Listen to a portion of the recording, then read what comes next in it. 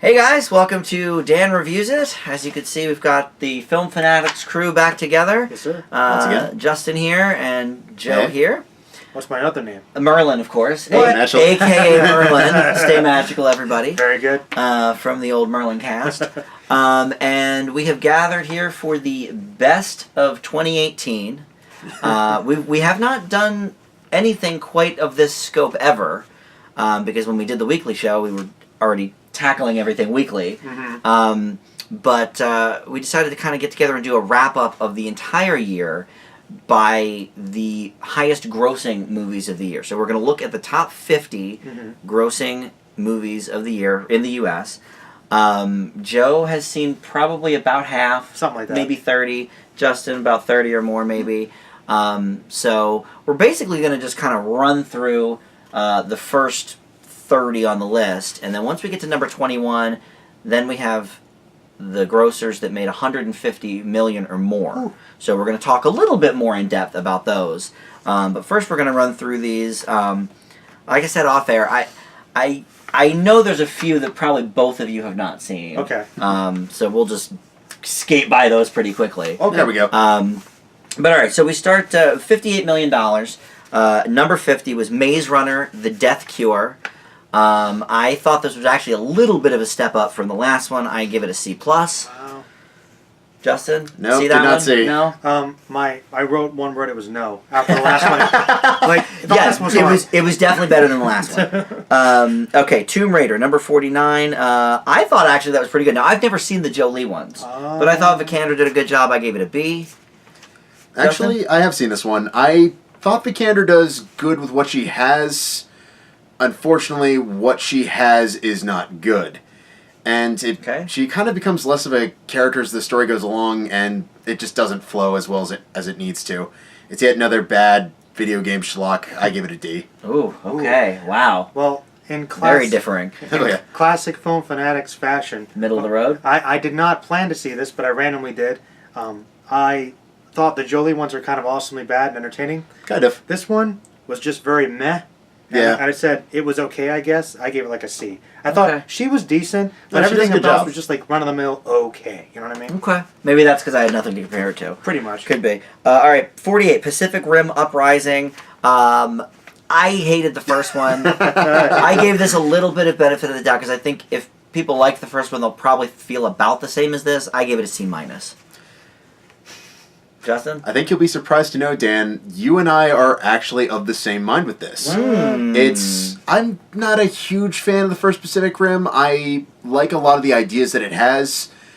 The second one more or less just takes the first one and goes so much dumber with it. But I think if you're going for smashy robot entertainment, it delivers on that much. And I give it a C- as well. Okay, Joe? I didn't see it, which is surprising because I think I liked it the first one you did, yeah. more than you guys. But I mostly wasn't interested in it because none of the characters I liked in the first one were in it either, that I could see. Okay. So I was like automatically less interested. Okay. Number 47, Blockers. I was disappointed in most comedies this year, and this one is no exception. I like the actors, but the humor was not quite there for me. That's a C+.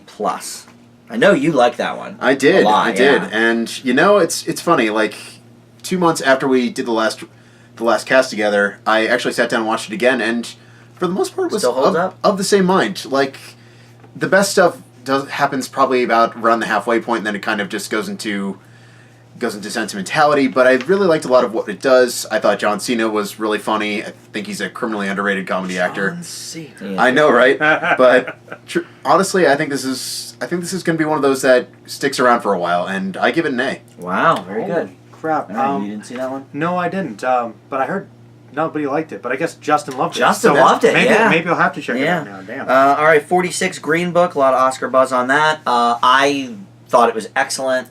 Peter Farrelly directed it, which is odd because he does like Something About Mary and Me, Myself, and Irene and that kind of thing with his brother. But I thought this was great. I think Mahershala Ali was excellent. Always. I give it an A. Justin? It's on my to-do list. No. Okay. Wanted to see it, didn't get to. All right. So we move on to number 45, Instant Family. Another, I think, underrated comedy actor is Mark Wahlberg. I think he was very funny in The Other Guys. Wahlberg. This is like a it's definitely of the dramedy persuasion. But having grown up, with foster kids in my family, the whole deal, it really meant something to me. Mm-hmm. This film, I liked it. I gave it a B. You see that one? Not yet. No. All right. Number 44, Insidious: The Last Key. This got trashed, Nice. but I actually thought it was okay. They did well, I think, bringing back the old lady. I forget her name in real life, but Lynn Shay? Yeah, Lynn Shay. Thank you. So this is like a prequel to the first Insidious about her story. So I gave it a B minus. Anybody else see that? Nope. No. Okay. Didn't care. See, these are the ones I figured towards the bottom. You guys yeah. both didn't see. No. Number 43, Skyscraper. Of the two rock films in the top 50, this was the better of the two, I thought. Rocked. It was still completely off the wall, stupid action. Nothing really made sense in the real world, kind of San Andreas style. But it was entertaining, if nothing else, so I gave it a C minus. Either of you see that? No. Nope. Okay. Number 42, The House with a Clock in Its Walls. I actually liked this one. I thought this was very inventive. I think it was incredibly scary for a PG movie. I was very shocked that it got the PG. I know my nephew would have been terrified of it, and he's 8. But I liked it. I thought the story was good. I gave it a B. Justin? I was actually a little disappointed with this one. Okay. I liked the kid. I liked a lot of the things it Yeah, was he was a trying good to actor. I liked a lot of the things it was trying to do. I don't think it came together as well as it should have, and I definitely think it's way darker than it needs to be. Yeah, I saw it with 2 people that I work with at the theater, and we were all like, how has no one complained about this that's taking their young kids to it? Yeah. Well, Did you get to see that one? No, but that makes me really want to see it now. It's worth Oh, a it's watch. dark, But it's yeah. very, very dark. Yeah. Well, I didn't see it, but I am planning on it. Let me ask you though: is McClock good? Or is McClock He doesn't get good? enough to do. McClock? What is McClock? What? How's the clock? Oh, okay. Yeah, the clock. McLaughlin. Okay. Got Yeah, it. not bad. I'm planning to see it. Yeah. I think you should. You would actually really enjoy it. Okay. Number 41, Book Club. This is another comedy that for me missed the mark. It's the old women, and they get into the 50 Shades series, and it changes their love lives, and Craig T. Nelson's Are in you it. And, serious? oh yeah, Diane Keaton, another classic from her. Oh, It's her, Jane Fonda, Oh, Mary Steenburgen, I think. Yep. Wow, that really is all of them, isn't it? And your friend Garcia's in it. Andy? No. Playing the same thing he's played the last 5 movies. Pretty much. I didn't care for it. I gave it a C minus. Perfect. I can't imagine that was something you guys Nope, watched. nope. Okay. Well, yeah, shoot. So we get in the top 40 now with Game Night. This is the one straight-ahead comedy of the year that I really enjoyed. You could count Wreck-It Ralph, I guess, as a comedy, but that's more of an animated movie. More or less. This one really fired for me. I love Jason Bateman anyway, but I think Rachel McAdams needs to do more comedies. She was great in this, and the whole cast is good. I liked the plot. As a board game person and an escape room person myself, maybe it spoke to me a little more, but I thought it was very funny, and I gave it a B+. Still my to-do list. Yeah, you should. I think you would like it. All right, so number 39, The First Purge. This series for me keeps going downhill. We started out very basic home invasion, then we got a little more interesting going out in the real world, but this is just the worst one yet. It's a D for me. Oh, shoot. Either of you seen that one? Nope. Nope. All right. Number 38, Night School. Here is another disappointing comedy. I like Kevin Hart. Tiffany Haddish, I think I mostly like. She was one of the only good parts about Nobody's Fool. She was funny in Girls Trip. True that. But this one just didn't do it for me. Kevin Hart was trying too hard. I don't know. I gave it a D+. Joe, I know you did actually see this one. Yeah, Oh, okay. randomly. Yeah. I was just, it was I one know, of those right? things where, no, I was just kind of slow one night, and I just put it on randomly. So just like, why not? I'll check out this Kevin Hart movie. Did you like it more than me? I thought it was okay. Actually, I think the I thought it was pretty standard for Kevin Hart from what I was used to. I didn't think it was the worst movie he's ever done. My biggest problem with it was mostly that I felt like a lot of the situational stuff was just very, very unrealistic. Yeah. I was like, this wouldn't happen. This really wouldn't happen. But I thought it was okay. I gave it like a C+. I just felt anytime Tiffany Haddish wasn't on the screen, the movie just was suffering. Okay. And he's the star, Yeah. supposedly. So, I thought he was the same as you. Well, yeah. You know, Yeah, maybe it's wearing thin for me. I don't know. probably. So number 37, Smallfoot. I took my nephews to see this, and I was not expecting much. I actually thought it was pretty cute. Okay. Tatum did a good job. Nice. Corden, as always. Although I'm getting kind of sick of him too, but he did a good He's job everywhere. in this He's everywhere. as the human. Yeah. So I thought it was cute. I gave it a B. Number 36. I know neither of you guys saw. I Can Only Imagine. I don't even know what that right? is. No pun intended. Okay, this is. Well, I can only imagine what that is. This is the movie about. There's a very, very famous pop Christian song called "I Can Only Imagine," Oh, no. and Okay. this is the story of the guy behind it and his abusive childhood and growing up and whatever. The acting was terrible. Even Dennis Quaid was like phoning it in. Okay. Wasn't into Yeah. the story. I like the song, but so that one's a D+ for me. 35, Christopher Robin, which I was a bit disappointed by. Either of you see that one? I You did actually. Okay. I didn't. It was okay. I thought the CGI elements of it were great. I was glad to see that they sort of stuck with the original look of the characters. I don't know. I felt disconnected to it emotionally, though. It was supposed to be like a very emotional story, and I felt a bit of a disconnect. But everybody did a good job in it, so I give it a B-. I'm actually not too far away from you. I thought it was. I don't think it was where it needed to be conceptually, but I liked what it was trying to do. I think McGregor does a good job. The voice actors do a fabulous job at emulating the characters. I think my biggest gripe with it is just everything sort of resolves a little too neatly. But I think it's, in terms of family entertainment, I found this one surprisingly charming, and I give it a B. Ooh, okay, very good. Wow, I'm surprised. All right, 50 Shades Freed. Did you finish the trilogy, Justin? You know, I thought about it. I just couldn't do it. There were probably better things for you to watch. I famously enjoyed the first one to B-. Famously hated the second one. Okay, that's good. Right down with Justin on that one with an F. This one was closer to the second one, but not quite as bad. I left it with a D. There's still no chemistry between those people. Were they free?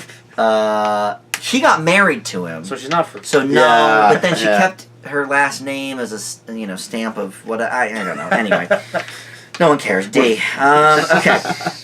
Number 33, Wrinkle in Time. Either of you see that one? Nope. Tried. Okay. I did a standalone podcast on that, so I don't need to go into details on that. Disappointing, especially with the pedigree of the cast.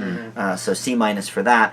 Number 32, Rampage. Now this is the other rock movie in the top 50.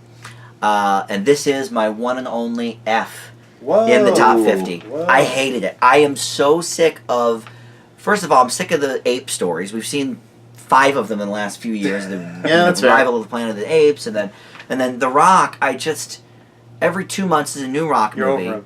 And yes, and now granted, But you love The Rock. This was released before Skyscraper, but I saw it afterwards, so I don't know how much that affected it. But I could barely get through it. Like the situations were stupid. The acting wasn't good. The CGI I thought was terrible. Ooh. So yeah, I gave it an F. Wow. Did you catch that one, Justin? It was one of those background noise kind of things for Okay. me, but I did actually muster through.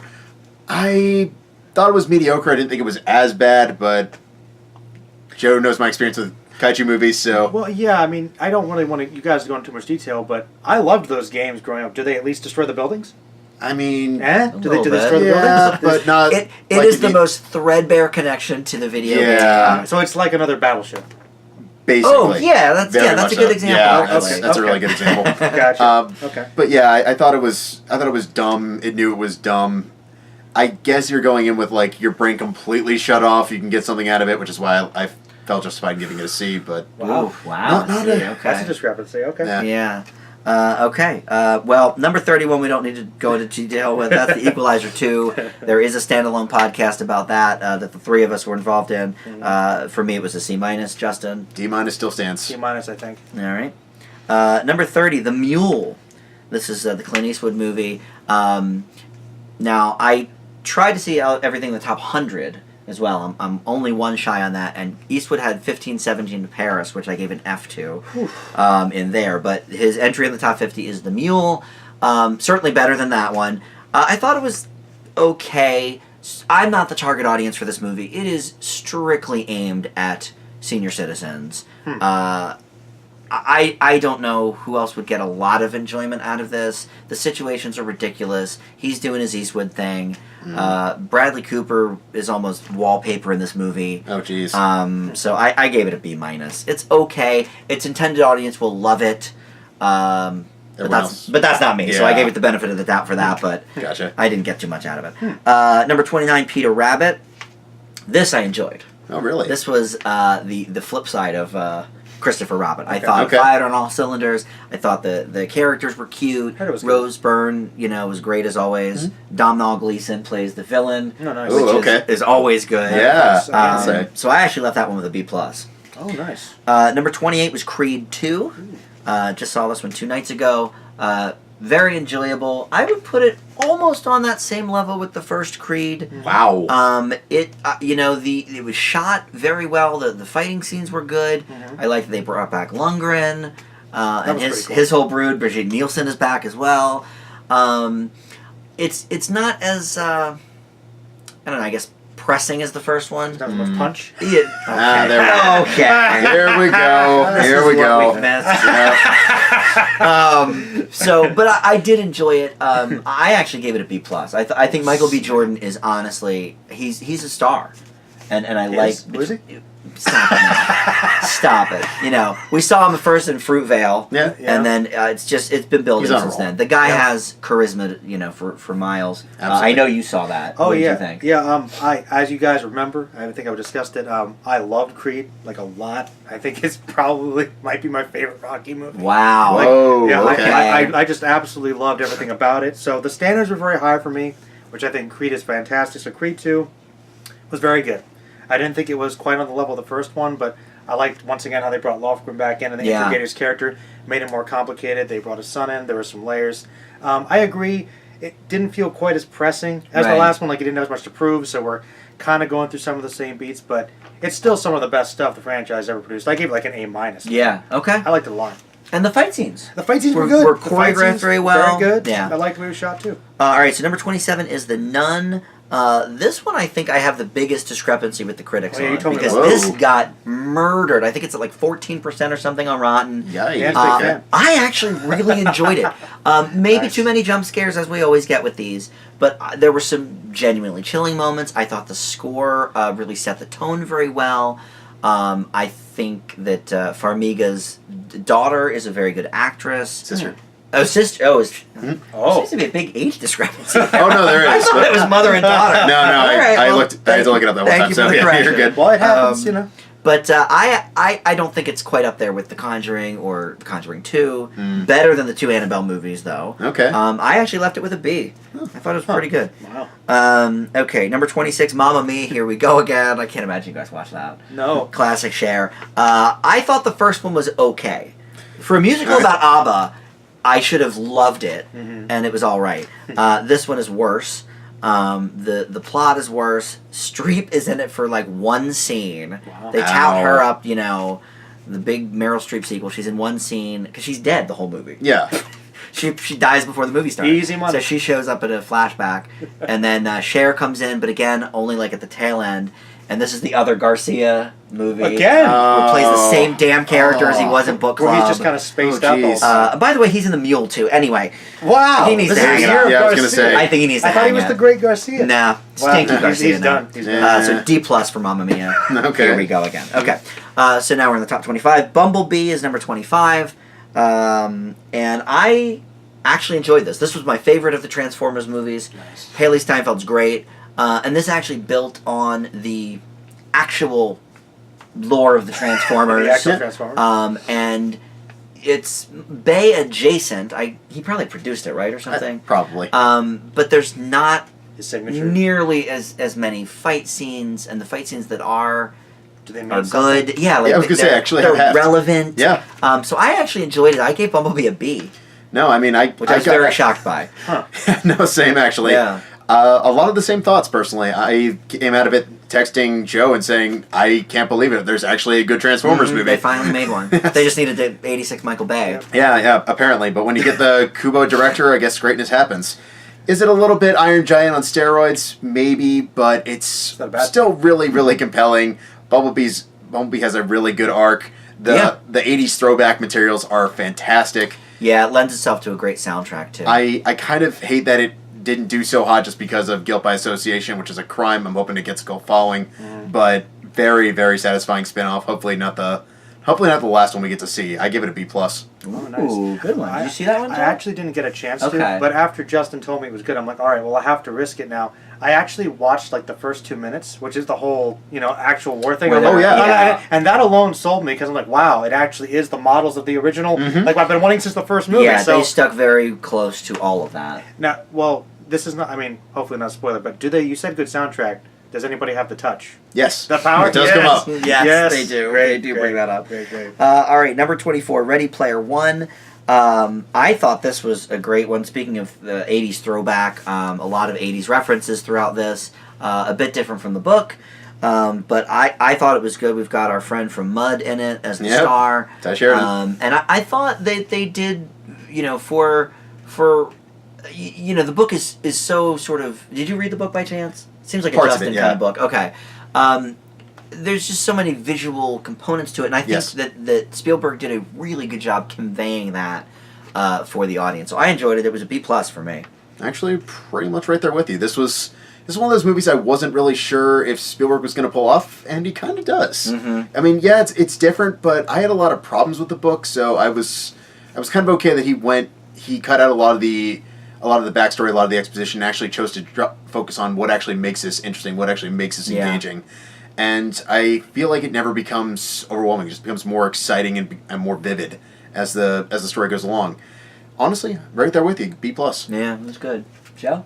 Well, big twist. I didn't really like it that much. Really? Okay. I mean, I wish I'd liked it more. It's a little polarizing, so I'm not totally shocked This by is that. one of those things where like everybody's telling me it's the best movie ever, so I'm going into those expectations. And then I'm like, okay, well, I'm ready to be wowed. There's the problem. Like literally, one guy told me it like changed his like life or something, and I was like, wow. Really? Yeah, I was gonna say. I mean, I do think that there's some really cool visuals. But the plot, I thought, was actually kind of really, really relying too much on those references. That kind of started to bug me. And if the book has some problems with the exposition dumps, must be worse. Because I thought that was annoying in this movie. So much just telling. There's a lot going on. There is. In both the book and the movie. Maybe a little too much. I didn't really like the characters that much, and I thought the messages were a little confused, personally. But unfortunately, I guess we can't talk too much about that. I gave it a C. Ooh, interesting. All right. Number 23 was Ocean's 8.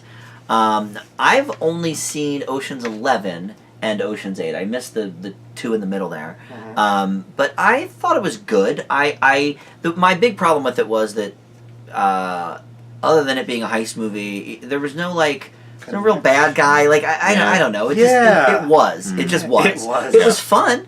And I enjoyed it. I don't know that I liked all of the characters, but I enjoyed it enough. I gave it a B-. Did you catch that one, Justin? No, sadly. I know you did. Yeah, I thought the cast was pretty good. I liked everybody in it, and I agree. I thought it was a good heist movie. I think I enjoyed it a little more than you did, but I also remember thinking as it was ending, I'm like, this is resolving too easily. You're right. There isn't really a villain. There isn't. Yeah, really it just is what it is. It just kind of ends, and you're like, oh, that's really it. So I thought it was decent. I gave it a B. Okay, it was all right.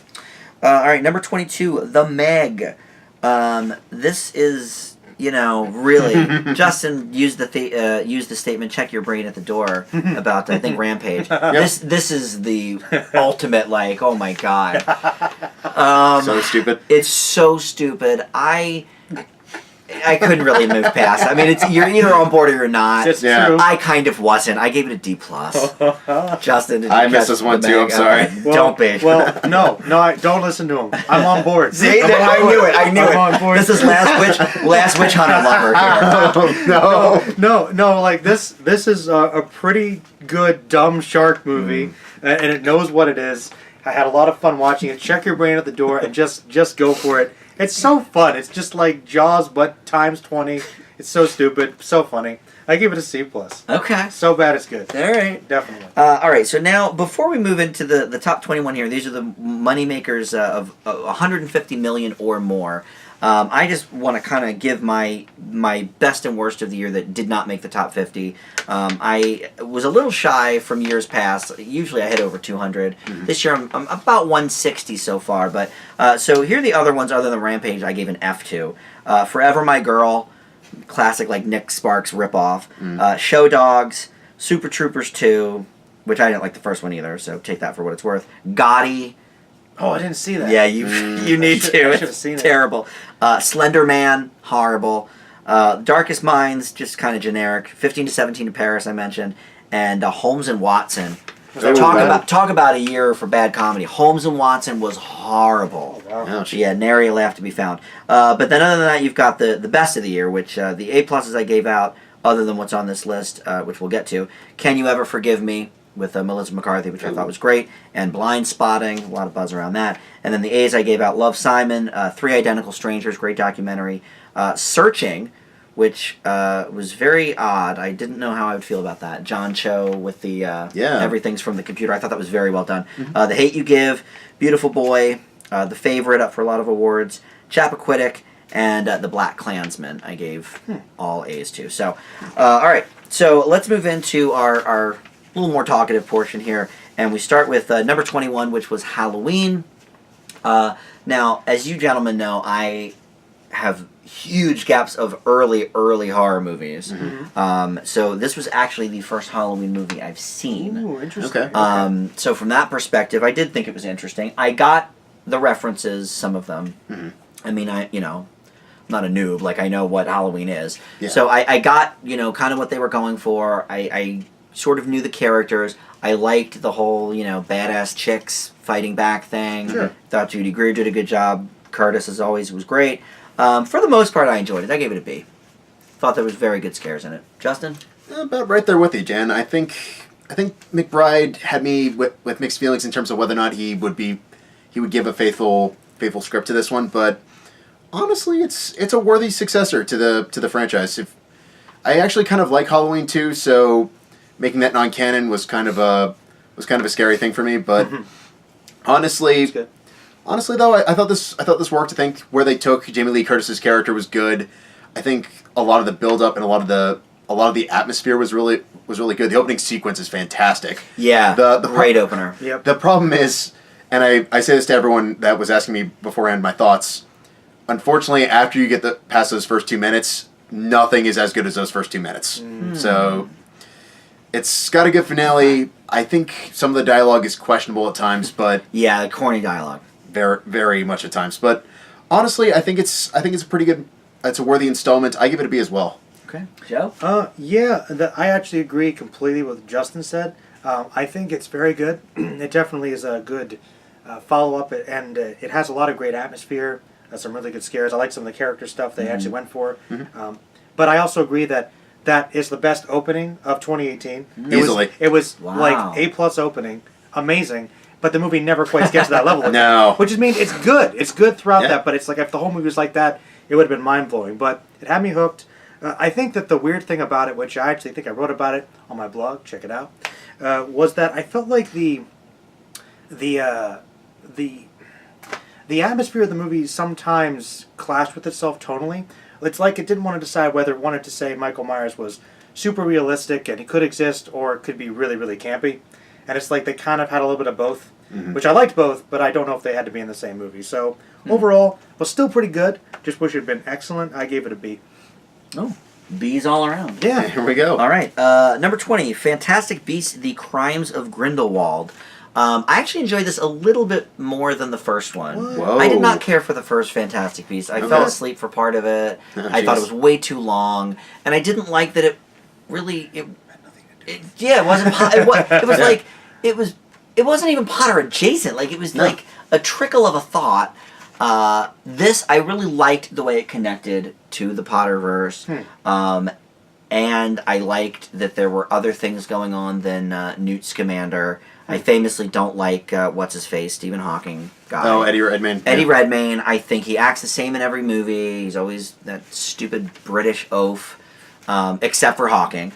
Jupiter Ascending, he was quite different. He was, yeah, but he was even worse. Yeah, That's an even worse Eddie Redmayne. Quite. That's great. But, so I don't know. I thought he was better in this than he was in the first one. I don't know if maybe he's getting a character down better. I thought the action was all right. Depp was actually pretty decent, I thought, as Grindelwald. So I left it with a B-. Did you get to see that one? No, tried. Nope, I said over it. My little Okay. description. I don't doubt it. I don't doubt it after the first one. All right, number 19, Hotel Transylvania 3, Summer Vacation. Other than Show Dogs, this for me was the worst kids movie of the year. I didn't get one laugh out of it. I thought the plot was okay. I guess if people are huge fans of the franchise, I guess there are huge fans of the franchise. No, I've met them. They're weird, but they exist. But People like it. Yeah. it's a Sandler movie, but in a cartoon. Yes. He's got Spade's there, Kevin James is there. Yeah. Buscemi's there. CeeLo's there for some reason. I don't know. I hated it. I gave it a D. Oh, really? Yeah. Well, Big fan? Honestly, taking into consideration the other two movies, this I think is Is this the best of them? I think it's the best of the bunch. I think Okay. it's the Wow. most Worst together for me. of the two. Unlike, Okay. I think there's a legitimate character arc. I think a lot of the ideas it's having are actually resonating rather than just deciding to shoehorn in a theme at the end. At the end, like 2 did. 2 wasn't very good. Yeah, two One had was problems. alright. One has its moments. I think I think the highest grade I gave any of them was like a C+. Like, Yeah. yeah. like Or maybe 3. a C. Don't get me wrong. 3 still has problems, Uh-huh. but I think it's the most cohesive out of the bunch. And honestly, I Huh. probably would give it a C+. Wow, okay, very good. All right, number 18, Mary Poppins Returns.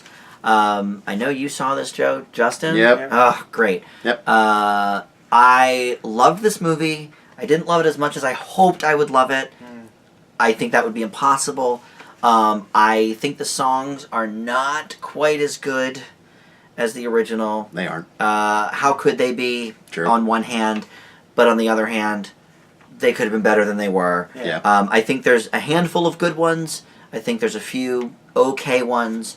I loved all the nods to the original, and I thought Blunt did as good as anyone could do replacing Julie Andrews. There is no Julie Andrews equivalent.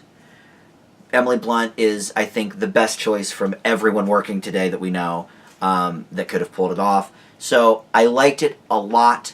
I didn't love it like I wanted to, but I gave it an A-. Justin? Honestly, pretty close to you, Dan. I think the story as a whole is kind of on the good, not great side. Yeah. There's A little thin. Yeah, it's a little thin. It doesn't always work. It's a little predictable at times. But honestly, what makes this what it is 110% Blunt. She's so good. She does a fantastic job. The songs she's a part of are fabulous. Honestly, I think it's a crime that she's not up for an Oscar for her performance. I agree. I am really, really, really, really impressed with what she did. I thought she was going to do good. I didn't expect her to be almost on par with Julie Andrews, which I might sound like fighting words, but honestly... But it's as perfect as anyone... Yeah. It's practically perfect in every way, as they say. Yeah.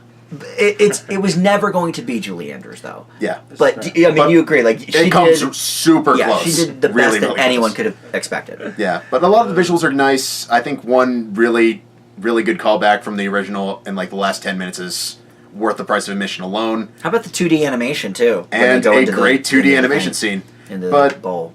Honestly, I think it's a very worthy follow-up. I give it a B+. All right, very good. Well, you So- know, the great thing about having to follow you guys when I agree with you is that I don't have to add too much. I mean, you covered everything. The only thing I wanted to add was that I think it was really everything you said. I agree with guys. But the reason why one of the reasons I thought the plot didn't work quite as well, I thought they were going to make a really interesting villain, and he was kind of just evil because. Yeah. You know, Yeah, which he kind was. of which Well, bothered they me a little. sort of explained it with the family connection and everything. A little. Was it but the best? I could Maybe have. I not. could have used a little more. I think that would have been more interesting. But yeah, other than that, I agree completely with what you guys said. I did like the China scene a lot. Yeah. That 2D was great. The costumes were great. Blunt was very, very good. I think she did the best imitation she possibly could. Yes. Easily. So I'm actually with Justin. I give it a B+. Okay. And I thought Miranda was good, too. Lin-Manuel Miranda. Yeah. All right, number 17, Crazy Rich Asians. I know Justin just watched this one. Fresh. I really enjoyed it. I think, we get so many rom-coms every year that are just terrible or at best like average. And I think, the hook for me wasn't necessarily that, oh, it's an all-Asian cast and, oh, they're so great. What a surprise. No, the surprise was there's a well-written rom-com out there. Yeah. You know, we get them so infrequently. I love the lead actress, Constance Wu. She plays on Fresh Off the Boat, and I enjoy that show. I thought she did a great performance. I thought the script, you know, popped. I really don't know how I feel about Awkwafina. I really don't either. I didn't like her that much in Ocean's 8. I don't like her that much here as the best friend.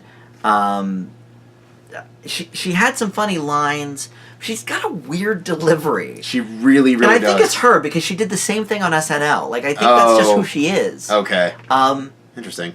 And I'm just not sure how I feel about her. So yeah. That was the one that I didn't care for in the movie. But what's his face? Dr. Ken Jeong. Ken Jeong, yeah. He actually was really funny. He was. And I'm normally kind of sick of him, so I liked seeing him. But no, I thought it was very well done. I give it a B+.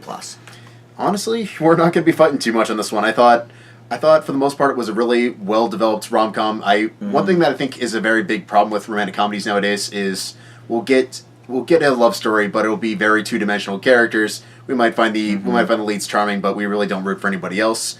Crazy Rich Asians tries to go above and beyond with a huge ensemble, which I would argue works both for and against it in ways. In terms of the whole diversity angle, I think it's necessary, but at the same time, it's very, very difficult to keep up with everyone. I agree. But there are some storylines in this that are very, very compelling for that reason. Yeah. And the mom specifically. The mom specifically is a fantastic air quote villain.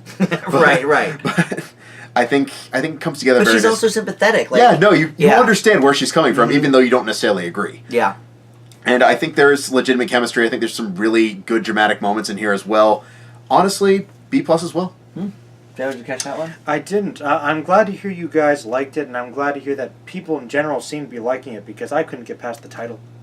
Is that right? I couldn't. All right, well, that's sad. Yeah, I guess so. Better or worse than Lucky Number 11, though? Well, you see, the worst title of all time. Lucky Number 11. I can't argue it. I really can't. It's a terrible title, but within the context of the movie, it is defended. It kind of makes sense. Yeah. Right. Well, this one does too. Yeah. They're very, very rich Asians. Yeah, they're super rich. All right, so number 16, Spider-Man Into the Spider-Verse. Now, I mentioned to these guys off air, this was the last one I had to watch for the top 50 because I could not find it. I didn't get to see it in theaters. I work at a second-run theater, so we haven't gotten it yet, and it's not at the big chains anymore. So I found a cam version online and watched it. And you said, well, you know, that is not good. That's not the way to watch it. Guess what? What? I agree with you. Okay. But I still give it an A+. Oh! It is my favorite movie of the year. It is my #1 movie of the year. It is so inventive. The artwork, the style, the plot, the different characters. I loved it. The meta humor, the fourth wall. I mean, it was the style of it. I can't say enough about it. It is so good. I'm very mad that was the only version I could find. I can't wait for my theater to get it so I can actually go and see it on the big screen. But no, this is my #1 of the year. I loved it. Wow. Awesome. So now what do you think? Here we go. Joe is going to be mad because he thought I wasn't going to like it because I watched it on a. Oh well, I knew you'd probably like it, but I thought he's not going to be able to tell how good the visuals. No, are. it was. I could tell it was excellent. Well, I'm good. But no, you need to go second because it's Spider-Man. You I was going to say, you serious? Absolutely. I can see to you, good sir. Please, by all means, lead the way. All right. Well, the thing is, I can't. All right. Well, come on, man. Tell us. Well, you're Mr. Spider-Man. Well, because you stole my thunder. I'm sorry, I loved it. My thunder. I loved it, and since I just saw it yesterday, I haven't gotten to talk about it with anybody, so I'm just running off the mouth about it. You've come to the right place because I did do a review on my channel for this, but I'll talk about it again because please do. Partially, admittedly, because I haven't seen as many movies as I used to, but this I just figured that out when I was doing the grades for this, but this is my favorite movie of the year. Yeah. Whoa. Like, I love this movie. Best Spider-Man movie. Yes. Best superhero movie of the year for sure. I can't deny it. I was like, is this? And I didn't realize it at first because, you know, I'm not really a Miles Morales fan. But the fact that this movie did so well and made me a Miles Morales fan is fantastic. And yeah, I can't deny. I think it is the best Spider-Man movie. I mean, I absolutely love it. Nick Cage. Nick Cage does a good job. I liked his noir Spider-Man. Oh my gosh, Just amazing visuals. Just some of literally the best visuals I've seen all year, probably in years. I loved that. I think it's perfect for both new Spider-Man fans and season ones. Like, there's something for I agree. everyone here. And, I mean, there are really good dynamic and realistic characters, all things considering.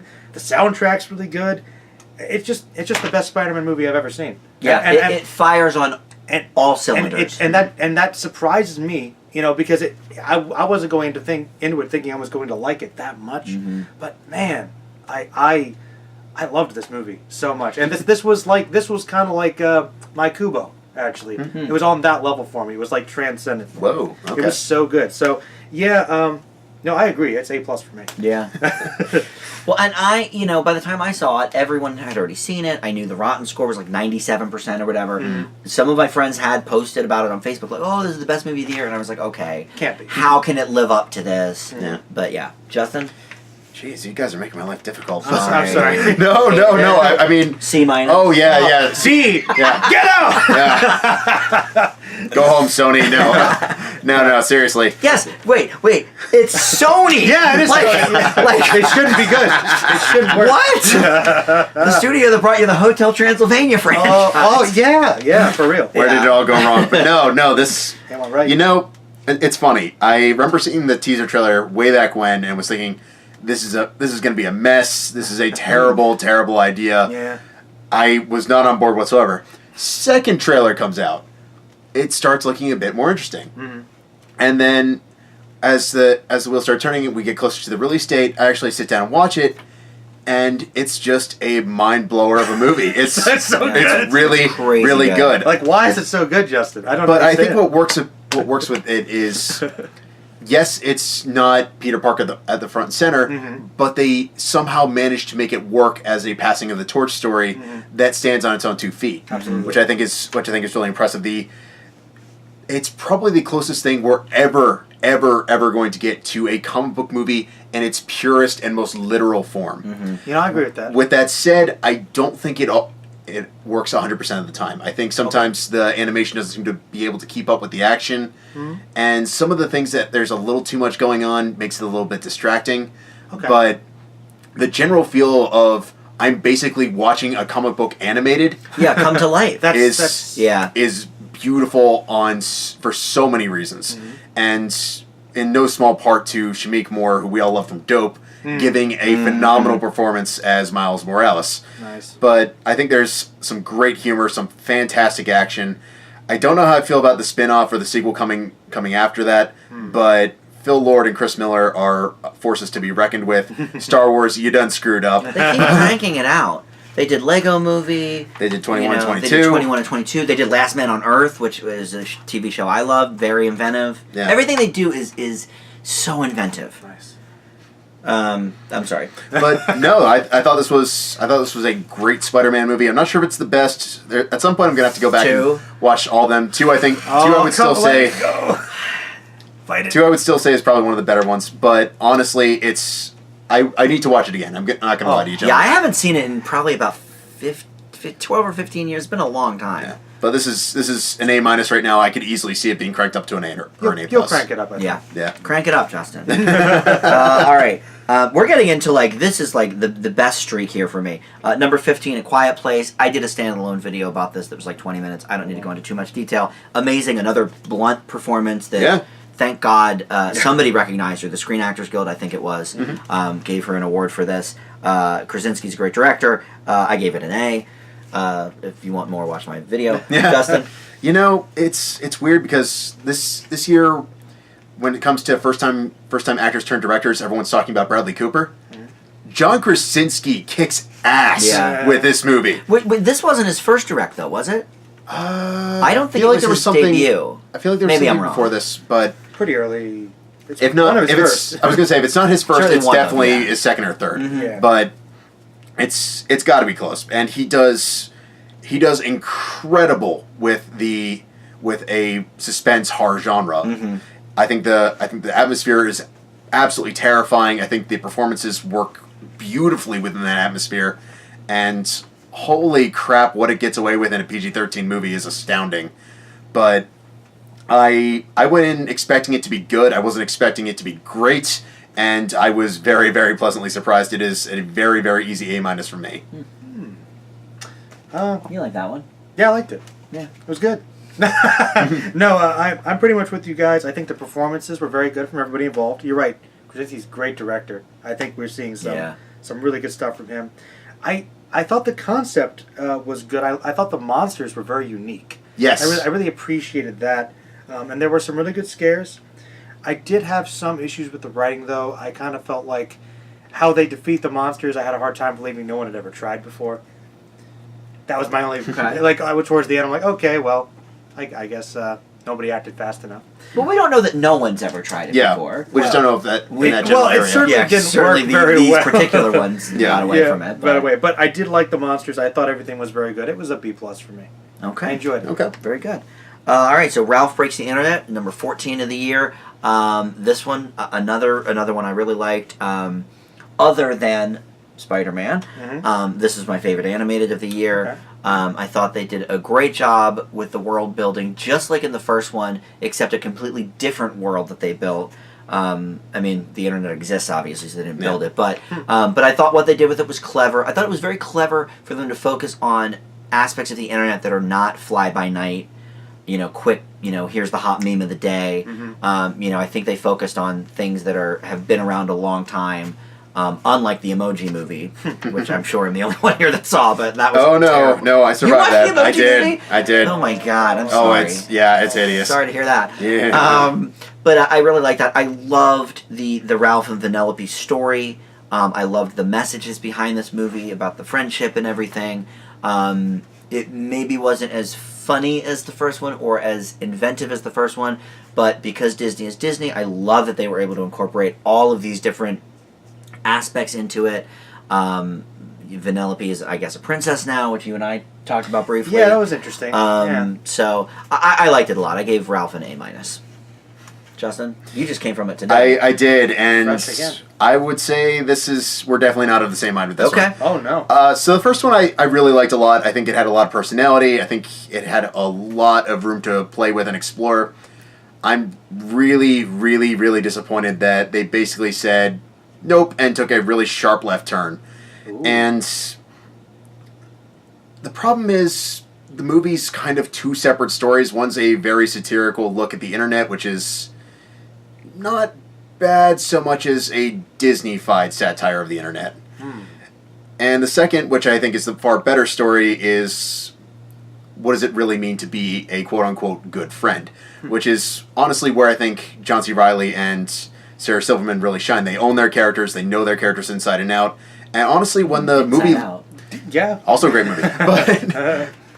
But I think once they actually choose to draw away from all the internet memes and crap and actually just focus on them, there's some really good stuff there. The problem is we only get maybe 5 minutes interspersed throughout the entirety of the movie with them specifically. It's a beautiful movie to look at. There's some really interesting action sequences and things along that to keep you interested. And I think if you're a kid, you'll absolutely leave satisfied. But I think as just a follow-up to a far better movie, it leaves a lot to be desired. It's a C+ for me. I think it's all right to make a big left turn, though, in a sequel, because so often we see the same movie twice. That's fair. So I didn't mind that aspect of it. Did you get to see Ralph? I didn't get to see it. I want to, but I'm going to guess, considering the way I usually fall with these things, I'm going to guess that I'm going to end up giving it like a B. Sounds about right. Just knowing you, I'd say that's right. Yeah. Right. Well, I'm going to definitely check it out, though, because I loved the first one. A lot. Me too. Yeah. All right, and then we get to number 13, A Star is Born. This is, Justin mentioned Bradley Cooper's directorial debut. I think this movie is fantastic. Now, I have not seen the other versions of it. I imagine it's basically the same, but with some tweaks. I think Lady Gaga is excellent. I think she really is an unbelievable talent in all aspects. She's obviously a great singer, we know that, but I think she's a great actress here. Is her character a huge stretch? Maybe not. But I we've seen her in other things, American Horror Story, and well, I haven't seen her in that, but people have. Yeah. So for me, this was kind of the debut. But right. But no, I thought she did a great job, and I thought Bradley Cooper was excellent. I think this might be his best performance. Maybe like you said, directing. Okay, I think the directing is very good. Is it excellent as A Quiet Place? Maybe not. But I thought his acting really here is amazing. I love that he did all his own singing. I love the character. So this is actually my other A+ in the top 50. I told you this was a good stretch. These 4 movies are all like very, very high for me. Okay. I loved it. Justin? So I feel like every year there's at least one movie that kind of leaves me thinking, this is a good movie, but are we pushing it a little too hard in terms of having everyone sort of bullied into believing it's a great movie? And this year, it's A Star is Born. So this has been remade, and remade again, and remade one more time. I've seen this version, and I've seen the very, very first. Did you skip the Judy Garland version? Not intentionally, Oh, just all haven't gotten around to it. Will, though.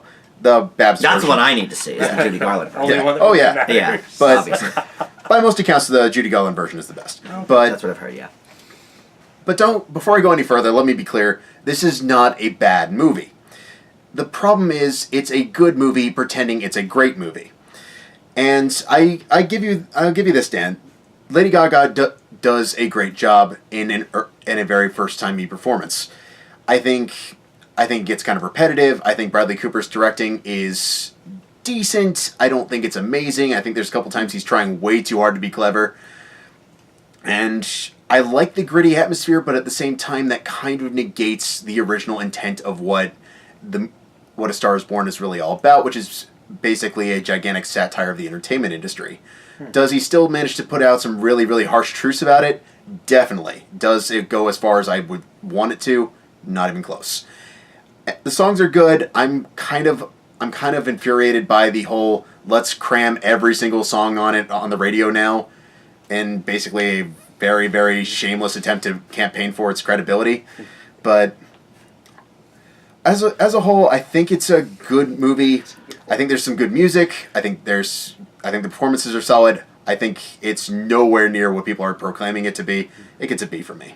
All right. Before we go, you didn't see this, did you? I did. Okay, hold on. But yeah, okay. Before you go, just as someone who's worked in radio for 20 years, They do that. yeah, but they don't play songs on the radio ad nauseum unless people want to hear them. So That's it may not be true. your cup of tea, Justin, but people are playing these songs because they are being requested and because people are enjoying Dan, them. even though that might be the case, that doesn't mean people can't find annoying. That's No, and listen, songs are overplayed. I don't deny that at all. I mean, Songs yeah. are certainly overplayed. If they didn't play Enter Sandman for 10 years, I think we'd be fine. I agree. I won't contest this, Joe. I agree, but there's a reason that these songs are being played on the They're radio popular. and say the Greatest Showman songs weren't because they're more radio friendly. They're Lady Gaga's already a star, Who? et cetera, et cetera. We can give you a review. Well, actually, no, I guess I'm kind of in between you guys again. I think Lady Gaga and Bradley Cooper give really good performances. I think that's the thing that really stood out to me the most in this movie. And I do think that with the directing, I thought there were some good stylistic things, some good editing, some good cinematography. But I didn't really think the story was like that groundbreaking. I wasn't really that drawn to it. Though I did think the characters were kind of interesting, I guess. Mm-hmm. But it was mostly good. I thought the performances were kept alive, and I thought the directing was cool. I thought there were some good elements, cool shots. So I actually gave it a B+. Okay. I thought it was pretty good, but I also, like Justin, didn't think it was like as great as everyone said it was. Right. Okay. Personally. That's fair. All right. So number 12 is Bohemian Rhapsody, the other big music picture that's up for all the awards. And it's funny, Justin, that you say song. about A Star Is Born that you felt that was the one this year that everyone is saying this is the best movie Ooh, that's going around. a twist. To me, Uh-oh. look, I love Queen. Don't get me wrong. The music in this movie, second to none. Queen is one of the best bands, hands down, of all time. Yeah. This movie, though, I think is the one that everyone is just, You're right. That is one everyone is doubting loving. won the Golden Globe, and oh my God, it might win, best. If this movie wins Best Picture of the Year It won't. over some of these other ones, I don't know. What happened 2018? Look, there's no doubting Rami Malek is incredible, and I think he has a very good shot at winning Best Actor. I could tell that from the trailer. I think it's between him and Christian Bale for Best Actor. He is the movie as. No offense to Brian May and the others, but Freddie Mercury was Queen. What? They're all very Let's be talented. realistic, yeah. They're all very talented, but Freddie Mercury made Queen what it was. Sure. Yeah. And so he does an excellent job. But Uh-oh. I think the reason what's his face Russell Brand left as Freddie Mercury because they wanted to do the PG-13 version of the Queen story, and this was an R-rated type band, and Freddie Mercury lived an R-rated type life. I don't really care either way about that, as long as you tell a great story. Yeah. And this is a great story in real life, and it's kind of a good story on the screen. Yeah. Knowing Queen the way I do, a lot of liberties were taken with their story.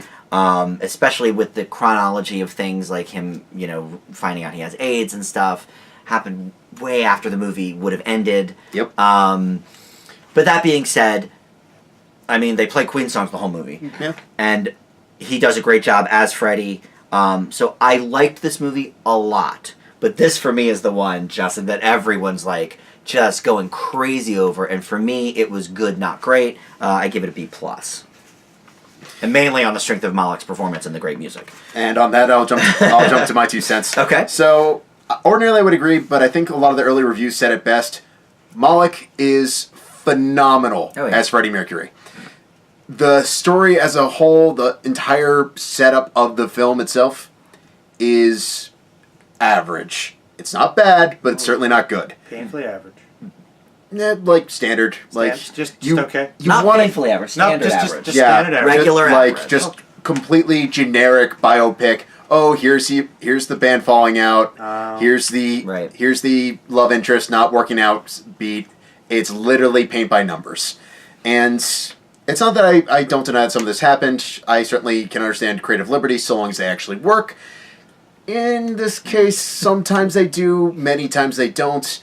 The thing that really annoyed me is a lot of the storytelling beats are basically, hey, here's how we came up with here's the origin story of the song. Yeah, it's like, here's this song, here's the... Yeah, I agree. And don't get me wrong, interesting stuff, but I kind of want more to the rest of the members of Queen other than they existed and here was Freddie. Yeah, it's a little messed up. Yeah. And I definitely don't think it should have been PG-13, but that's just a nitpick on my own front. But I think... if you're just going in for a biopic that's going to keep you entertained and certainly some phenomenal music, you will not leave disappointed. For me, it's just a great performance in a profoundly average movie. For me, I'd probably better off just watching compilations, but I would leave it with a C. Okay. Did you see this? I didn't. I wanted to, but I heard a lot of stuff that you guys kind of said in your reviews that, a lot of people were touting as the greatest thing ever, but there were quite a few other people that seemed to make it divisive because of a lot of the liberties taken. Mm-hmm. So it sounds like there's a lot there. I actually watched, I think it was a little, just brief documentary clip about the band making a song, and I feel like that would have probably been great in the movie, but it sounds like that they just kind of came up with on the spot, and I'm like, no, they actually took a long time writing it, right. like they should, So I kind of want to see it, but I could tell the performance was great, almost from the trailers. My God. It's like, oh, okay, well, he's Freddie Mercury, but that's kind of, I guess, the selling point. Yeah. Yeah, more or less. Yeah, and there is a good attention to detail for, for example, the whole Live Aid set. That was, just picture-in-picture, which you could see on YouTube. Somebody spliced it together. It's it's the exact same thing. All right, so number 11 was Venom. This is, for me, the disappointing superhero movie of the year. I like Tom Hardy. I think we all do. Yeah. But I think we can all agree he's had some missteps. When his heart's not in it, his heart's not in it. And this was it was just a weird movie. That's accurate. I don't really understand most of, and I don't mean most of what happened narratively. I get it. Decisions? But the decisions made by the directors, the actors, I didn't understand why. Confused? It just seemed, I left with a big question mark. I mean, some of it was okay. Michelle Williams was ridiculously out of place in this movie. Very. She belongs in, All the Money in the World and Manchester by the Sea and Brokeback Mountain. Not Venom. No. This was not a movie for her. It wasn't really a movie for me. I gave it a C. I'm actually not going to fight you on this one. This was a really weird movie. It's all over the place. Yeah, I was hearing a lot of scathing reviews up to watching it, and then heard a couple comic book geeks defending it. So I'm like, okay, I need to watch this at some point and make my own case. I'm basically in the middle. It's not a good movie, but it's far from a god-awful one. Mm-hmm. Hardy does not do a good job. I will not contest that in any way, shape, or form. He doesn't! Why? for me, the biggest problem is the movie doesn't seem to have any idea what it is. Does it want to be a conspiracy story? Does it want to be a dark comedy? Does it want to be a kind of more teenage-friendly version of a body horror story? Short answer, it has no idea, so why not throw in all three? And some of it works. Like, there's moments where it kind of is amusing, and the action sequences actually look cool at times. The problem is it's very much all over the place, and even though I can honestly say during its 2-hour running time I was never bored, I can honestly say I was never on the edge of my seat either. And for a blockbuster, or a supposed blockbuster, that's a definite problem. So for me, it's a C as well. Joe? Insert What a movie? insert Eminem promotional song here. It's so amazingly bad. Gotta get Yeah. 'em. It's not good. Like that. That was horrible. But I think that kind of sums up my feelings about the movie. I think Venom is the movie this year that broke me. Oh. Please continue on that statement. Wow. Because you guys are not going to understand me. Because I don't understand me with this one. Okay, I'm going to talk about this one at length. Okay. Venom, sorry, he's kind of an overrated character. He is. Now, I knew that there was going to be a problem going in with this one because the reason you guys probably felt confused and felt like they didn't know what they want to do is because writers in comics don't know what they want to do with Venom. He was a great villain, but he's a great villain, a Spider-Man villain, but that's pretty much all he's got. He's really not been able to sustain his own books for very long periods of time. They try to pass him off as an anti-hero. Kind of works. Pass him I don't off think as, he was even that good in Spider-Man 3. No.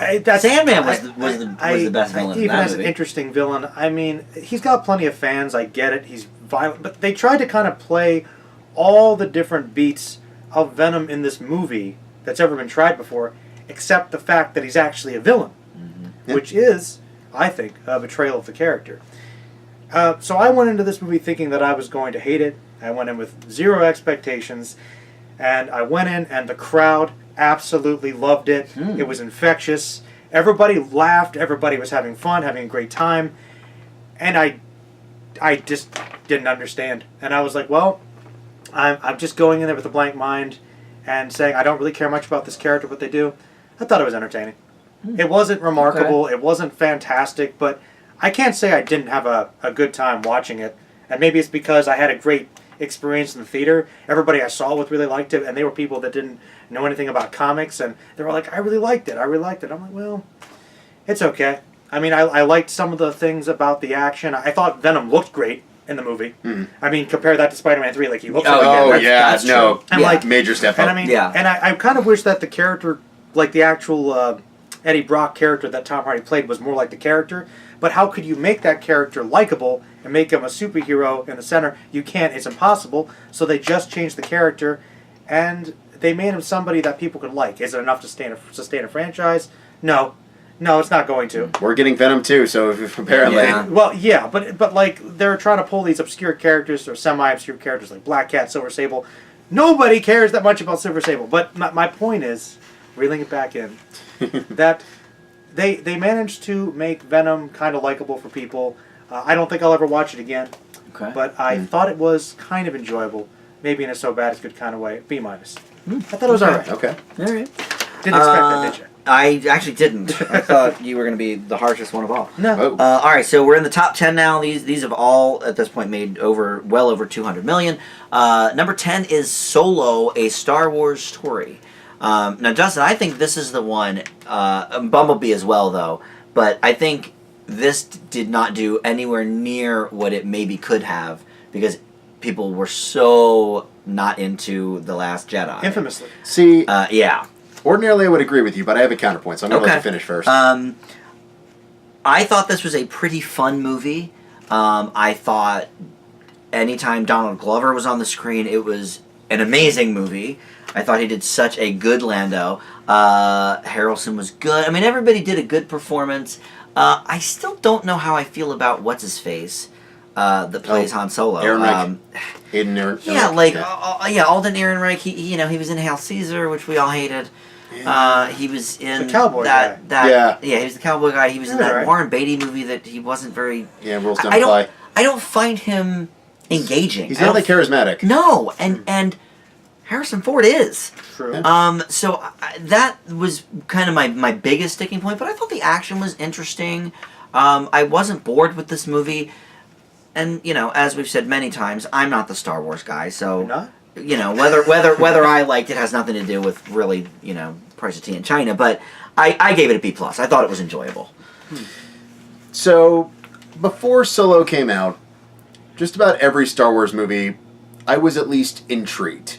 Even the terrible Clone Wars movie, I was thinking, okay, if I had like an hour and 28 minutes to kill, I might actually sit down and watch Justin, Attack of the Clones is one of the best bad movies ever made.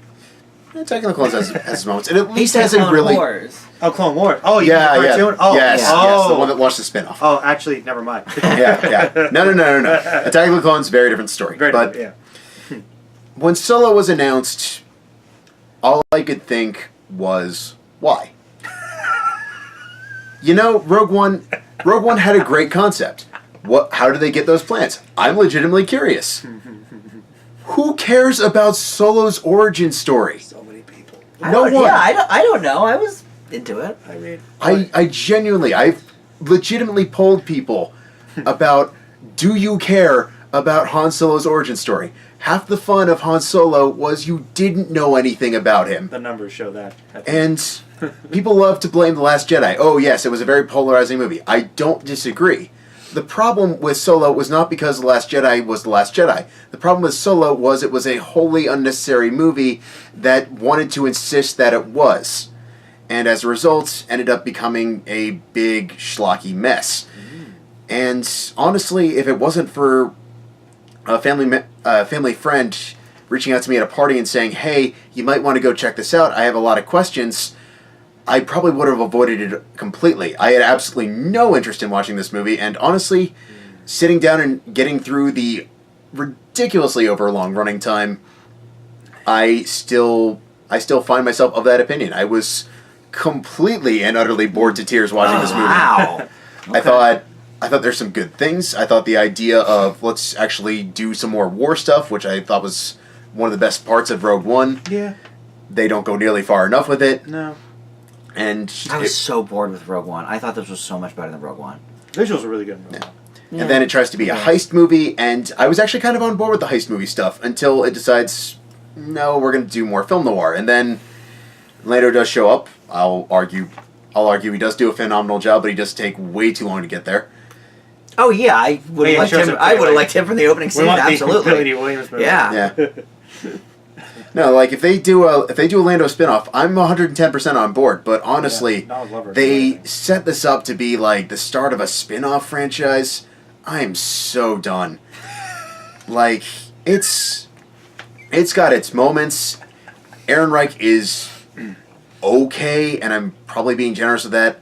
I think a lot of the side characters are interesting, but the movie as a whole is just one gigantic meh. I give it a C. Wow. Okay.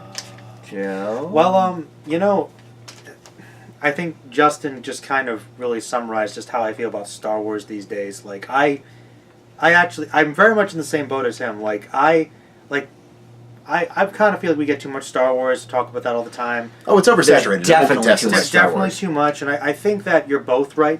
I think that the reason this movie didn't do well is a combination of those two things.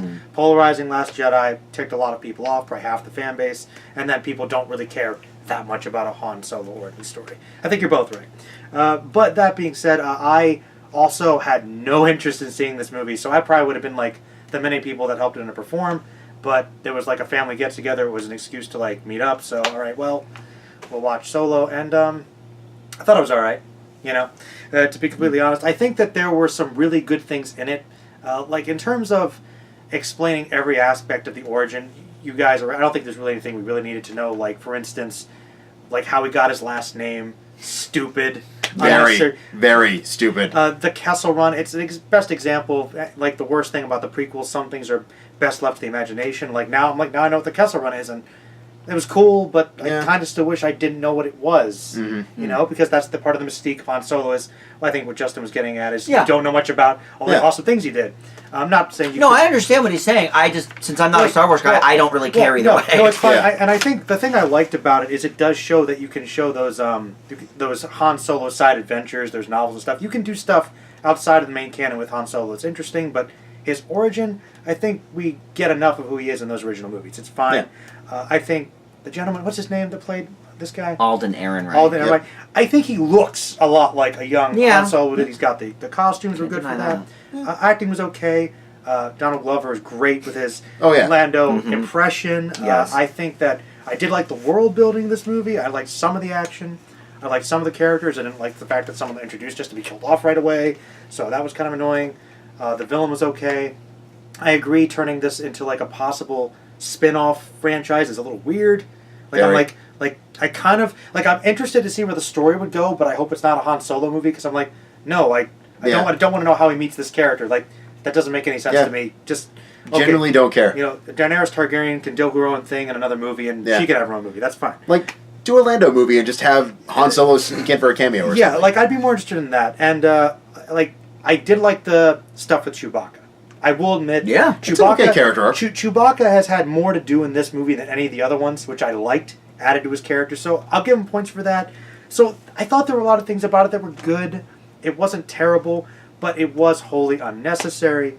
I leave it with a B. All right.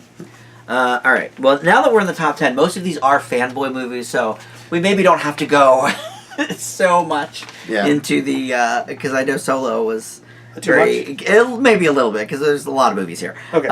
Because we could talk the same amount of time for probably Okay. any of these. Oh, Well, keep yeah. it quicker. And Justin famously did not like the first Ant-Man, so I'm curious about number 9, Ant-Man and the Yeah, Wasp. I'm curious too. I did not like this one as much as the first. Okay. Oh. I, especially after a very exciting, Infinity War, Black Panther, Ragnarok, building up, and then we have Ant-Man and the Wasp, which is just Weird time. It's okay.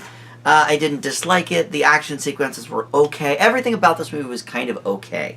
I think Paul Rudd is good as the character. I love Michael Pena. I think, this is one of his great characters of all time. Evangeline Lilly's okay. Like, everything about this movie was just okay. I wasn't bored with it, but, if Ant-Man 3 comes out, am I rushing to the theater? Probably not. It was just a B- for me. You will actually be pleasantly surprised, Dan. Do you like this one? I mean, like his... Okay. Too strong. Too Too strong. high for too high. I mean, like, if it was on TV, I probably wouldn't be like, oh, wow, please change the channel, this is a mess. No, honestly, I think this was a step in the right direction for Ant-Man. I think, first time around, it was movie trying to do Edgar Wright impersonation and failing miserably. This time around, Ant-Man and the Wasp has a better idea of what it is and what it wants to be. I think the humor hits a lot more effectively. I think the chemistry isn't quite where it needs to be, but it works in spurts.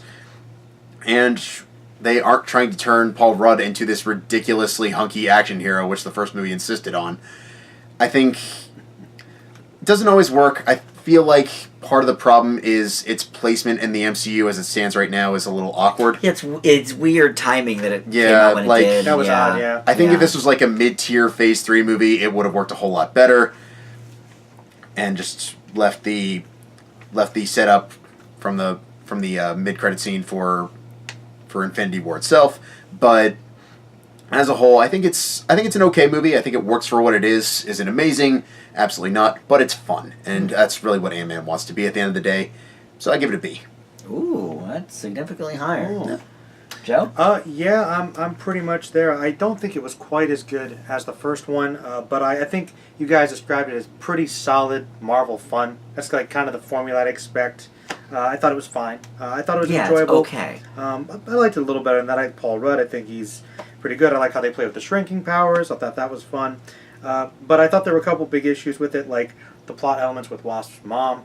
That was weird. Oh, yeah. Yeah, I A forgot little about bit, that. little bit. I won't contest it. And Very my good. biggest problem was actually the motivation of the villain. I think she's kind of underused and confused and Well, Marvel and their villains. uneven, But underdeveloped. they've been getting better. Yeah, and she Yeah. was just And very not here. meh. Like, I at least sympathized with her. Yeah, but I They could have done more. They shifted around a lot, and I was like, I wish we could have had more of her as the real villain. Yeah. Threatening. She wasn't that threatening to me. It kept it from being upper tier Marvel, but I thought it Yeah. was good. I give it a B. Okay. All right, number 8, Mission Impossible Fallout.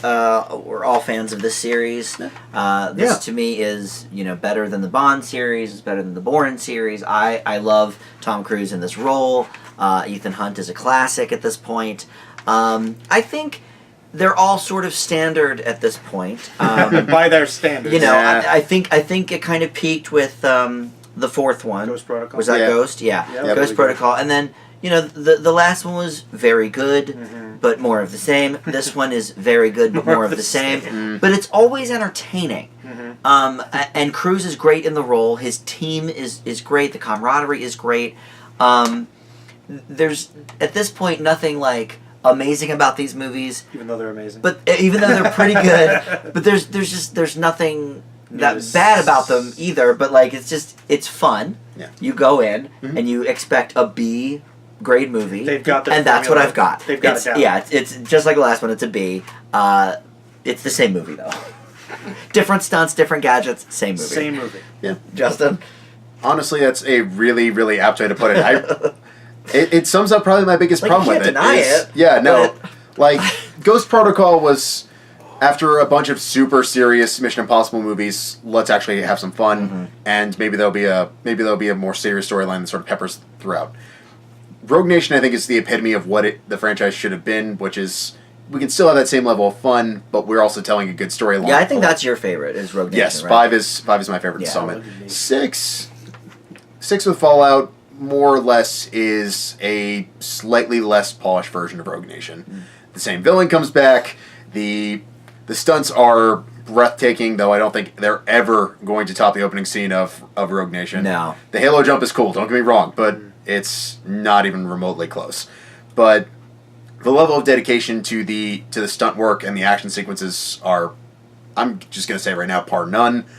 Cruise is having a blast. The entire crew behind these movies look like they're having fun. And honestly, if they keep churning them out until Tom Cruise kills over, I don't think anyone's They going to fight probably him. will. People Yeah. won't mind, yeah. Yeah. For me, it's a fun movie. It works for what it is. It's not its best, but it's far, far, far from its worst. It's a B+. Okay.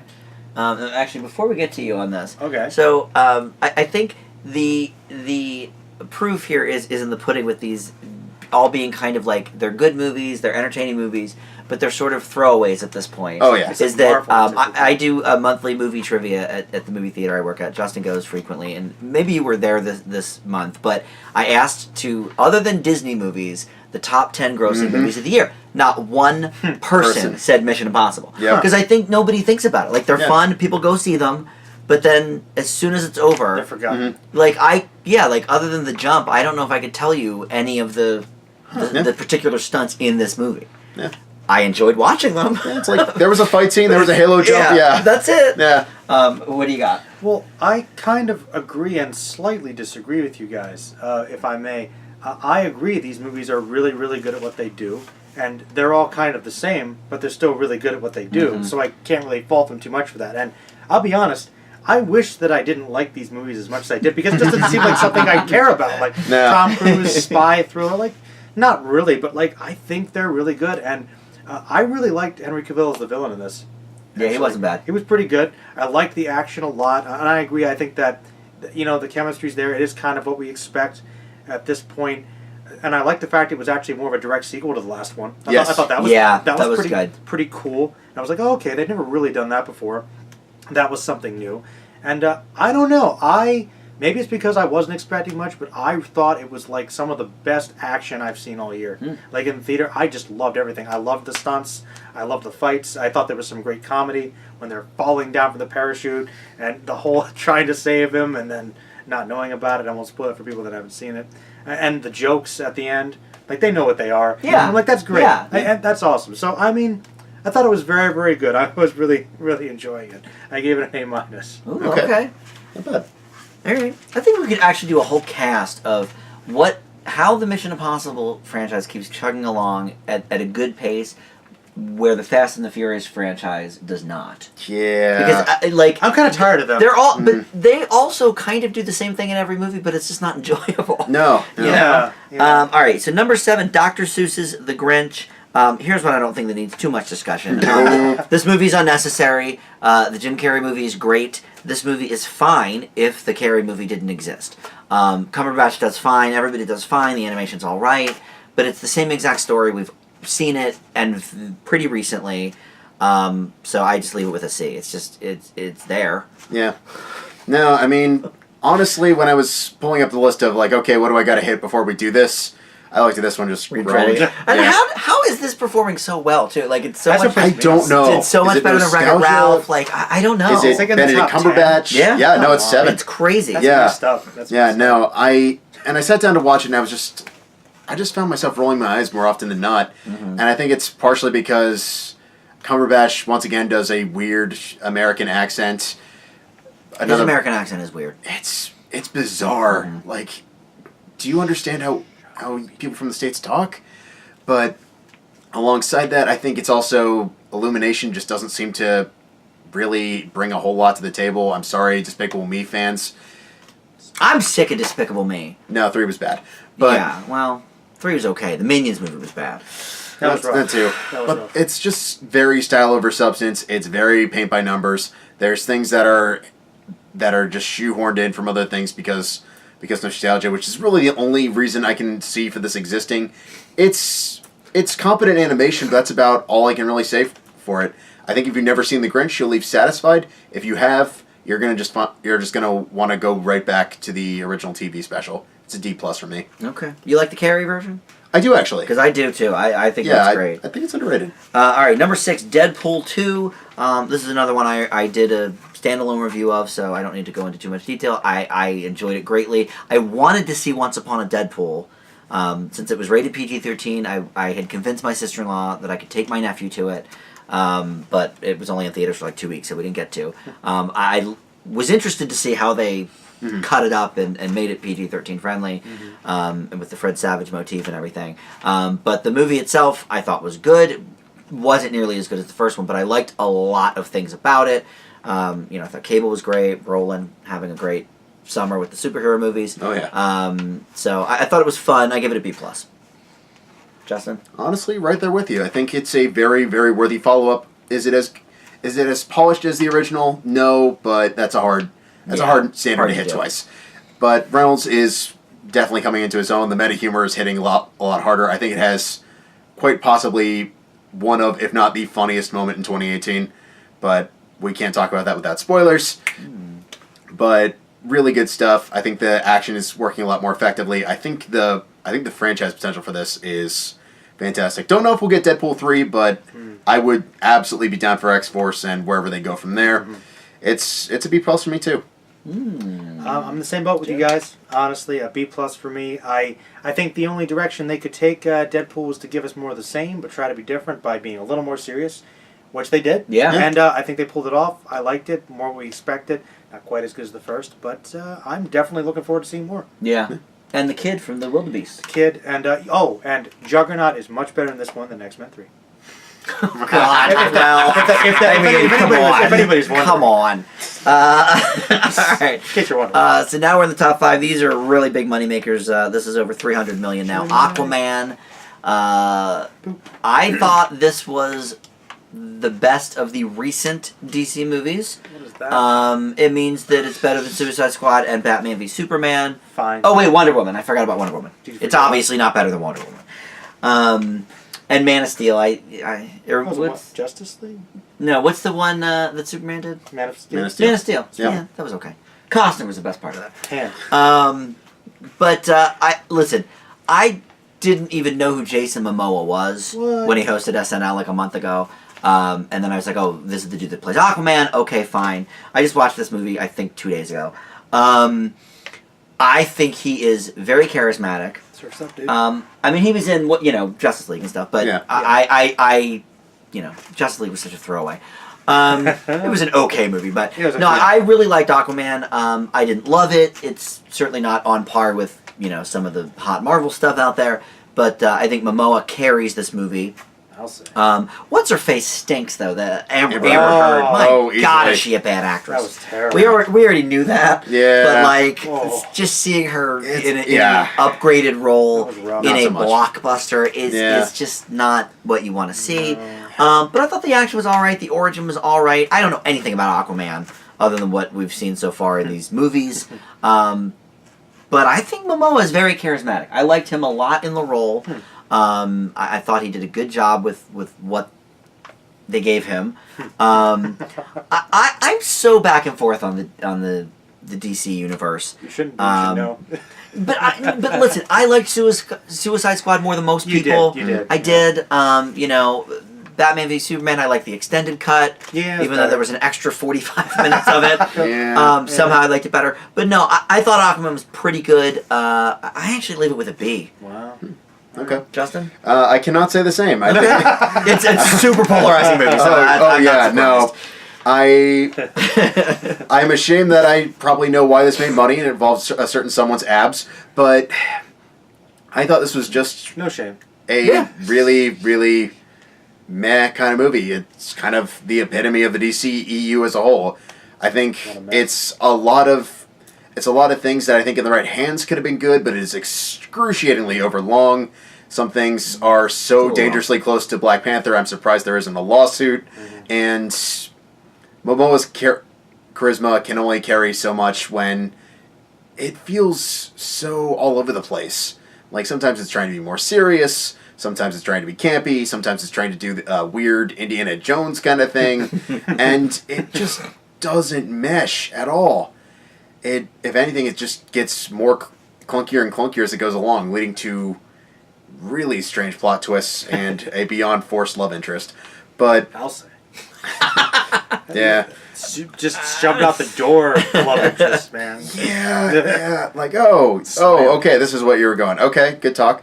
But honestly, if you're a Jason Momoa fan, I'm sure you'll get something out of this. It's not unbearable. It's just not a particularly good movie. I leave with a C. Where's it fall, you think? Lower tier, obviously. But better than Suicide? Definitely better than Suicide. Okay. Yeah, because I gave Suicide a B-, so this would be slightly better than Suicide for me as well. Yeah, I'd say better than Suicide, not as good as BB Soup's Ultimate. Okay. So mad that a lot of people I know like this movie.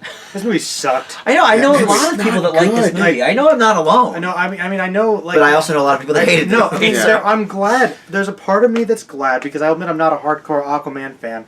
I'm glad that Aquaman fans are getting a movie which accurately represents a lot of things about Aquaman, and they like that. Fine, good for them. But I thought this movie was a mess. I mean, they jump around from scene to scene like it's 6 different movies. The plot is really all over the place. The acting is bad from everybody. Everybody. Momoa? No, I'll get to him. Okay. The acting is You bad. said from- everybody. Yeah, I was going to say. just about everybody. Okay, 90%. Not 90. everybody. The acting Okay. is bad from pretty much What about everybody. Defoe? Defoe's phoning it in. He is. phoning it I in. thought he did all right. He was. You saw the Van Gogh movie. Are you kidding I me? did see the Van Gogh Are movie, you and he kidding was- me? he was great in He's that. was Yeah. phoning You're that right. in. He's phoning it in. I love Defoe, but God, it's his worst performance. Okay. He just doesn't care. That his hair, that makeup, guys. Okay, so all right, okay, but anyway, no. But I will say, and Amber Heard. Oh, for a leak. She's terrible. She's bad. But I did like the villains. I thought Ocean Master was good. Yeah. Actually, what's that guy's name? You like him? What's his name? Patrick Wilson. Yeah, well, yeah. It took me like half the movie to think of where I knew him, and then I was like, oh, right, I just Yeah, watched you The know. Nun. And he was in Yeah, the- your buddy. Right. Yeah, so I liked him, and I did think Black Manta was actually pretty cool. So, like, the 2 main Aquaman villains, they got them right. Yeah. I'm like, so that was fine. And Jason Momoa did not really give a great performance acting-wise. He just played himself, which is awesome. Okay. He's a Dwayne The Rock Johnson, kind of a charisma. Yeah. Got it. So Got he's it. got charisma. Yeah, he's got charisma to He's spare. fun. He's fun to watch. Is he a great actor in this? Not really, but you guys are right. Carries the movie. There are some good visuals, and there is some good action, but on the whole, this movie is not that great. Okay. Give it a C minus. Ooh. Yikes. Slightly worse than Venom. Yes. Wow. Yes, actually. All right. Yeah. All right, so here we go. Number 4, Jurassic World. I'm done. Fallen Kingdom. I'm done.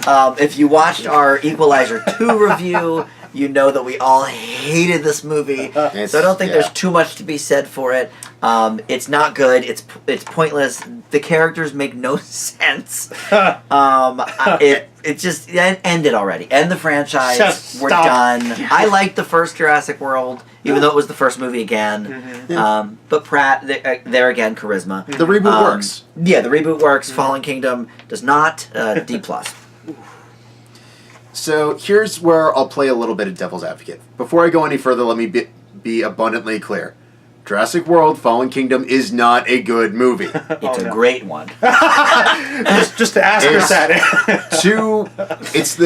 It's the concept of two movies that could be okay that weren't refined that got sandwiched into one movie. How about that girl in the movie? Oh yeah, no. So we get a lot of unfinished plot development. We get a lot of really, really forced storylines, and honestly, a lot of things just that don't feel like they were thought through. So you just get a lot of really unfinished ideas and beyond forced character development between Chris Pratt and Bryce Dallas Howard. Yeah, and it's, though I will say, she's all right. The character of Blue, kind of enjoyed her, but the rest of it is just a lot of, here's a bunch of unfinished ideas. We couldn't do anything with them, but you love Jurassic Park, so maybe you'll enjoy it. For me, it's a movie that probably could have been okay if it was a two-parter, but it's definitely not good as it stands. It's a D+. Man, I know we don't have a lot of time, but I just have to say, I hate this movie. It's bad. So much. I almost D'd it. So much. Like, I mean, you D+ guys... seems alright, but... You guys, you know, you're pretty much right. I went into this, I'm thinking, if it's like the other one that came out, probably be like, the BC range. Like, fun, entertaining, maybe a little dumb, but this movie just is so dumb. It boggles the mind. Never before have I questioned more why we keep going back to this park.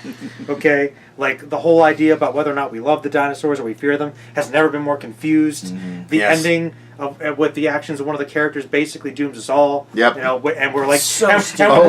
we're just kind of like, oh, we're okay. Like, why aren't you guys all like, what? Why aren't you reacting differently? And the thing that did really get me, and I won't spoil it, but the whole subplot with that one character, which really brings out all these implications they just gloss over, like it's not a big deal. And then it ties in directly to what happens at the end of the movie. It's something to do with cloning. Yeah. just made me so mad on so many levels that I have no hesitation in saying that, even though I haven't seen that many movies this year. This is by far my least favorite movie this year. Okay. And I give it a D. Ooh, Wow. but not an F. Wow. So no Fs this year. Because, and I say this in here, because the visuals are still really good. I gotta give you guys props. You guys make some great dinosaurs. You still do a good job. Everything else is bad. Worst of the year. For me. See Gotti. Okay, that was great.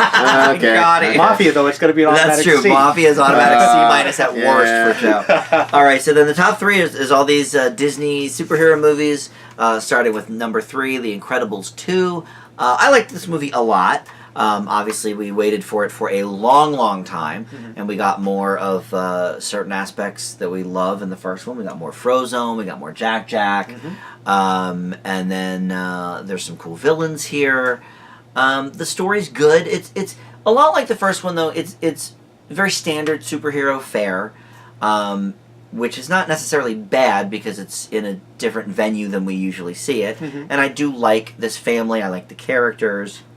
And I certainly like the world that they've built. But I was just a little underwhelmed. For most Pixar sequels are very, very solid. Stands with, I love Monsters U. Yeah. Obviously the Toy Story franchise. This one for me was a little underwhelming because the first one is so great. So I still gave it a good grade. I wasn't bored with it. I liked it. Might be a little bit long. But, it's still very good. I gave it an A-. Okay. Justin? Honestly, I think this is a worthy follow-up. I think Brad Bird told people that he would only ever do an Incredibles follow-up if he could make it as good, if not better, than the first one. I don't want to say it's as good, because it's not, but it's about on par as far as I'm concerned. I think it covers a lot of really important details that feel like it expands upon the mythology without being a carbon copy of the first one. I think the level of detail in this world is beyond expansive. And the animation's great. The animation is phenomenal, and it works so well with the setting, straight down to how each character fights. And it absolutely leads to not only character development, but also a lot of really, really good suspense that you probably wouldn't expect to find in a lot of family fare. But the jokes work, the characters are great. I'm not sure if there's a third one what direction it could go, but this is a really, really, really worthy follow-up to the original. I leave with an A. Joe? Well, Biggest Incredibles fan I know. yeah, so I mean, okay, we guys guess. What do you guys think I thought about it? I think you loved it. Justin? I'm thinking you're more with Dan. Well, as you guys know, Incredibles is my favorite Pixar movie, so the standards are very high. I loved The Incredibles a lot. It was very good. So this one I thought was good. It was pretty good. Okay. It was pretty good, which by Pixar means it's the worst thing ever. Oh, yeah. No, in all honesty, you guys are right. It's a good sequel. It's a good follow-up. I think the fact that it takes place right afterwards is pretty cool. Definitely. Probably right after the original movie. Yeah.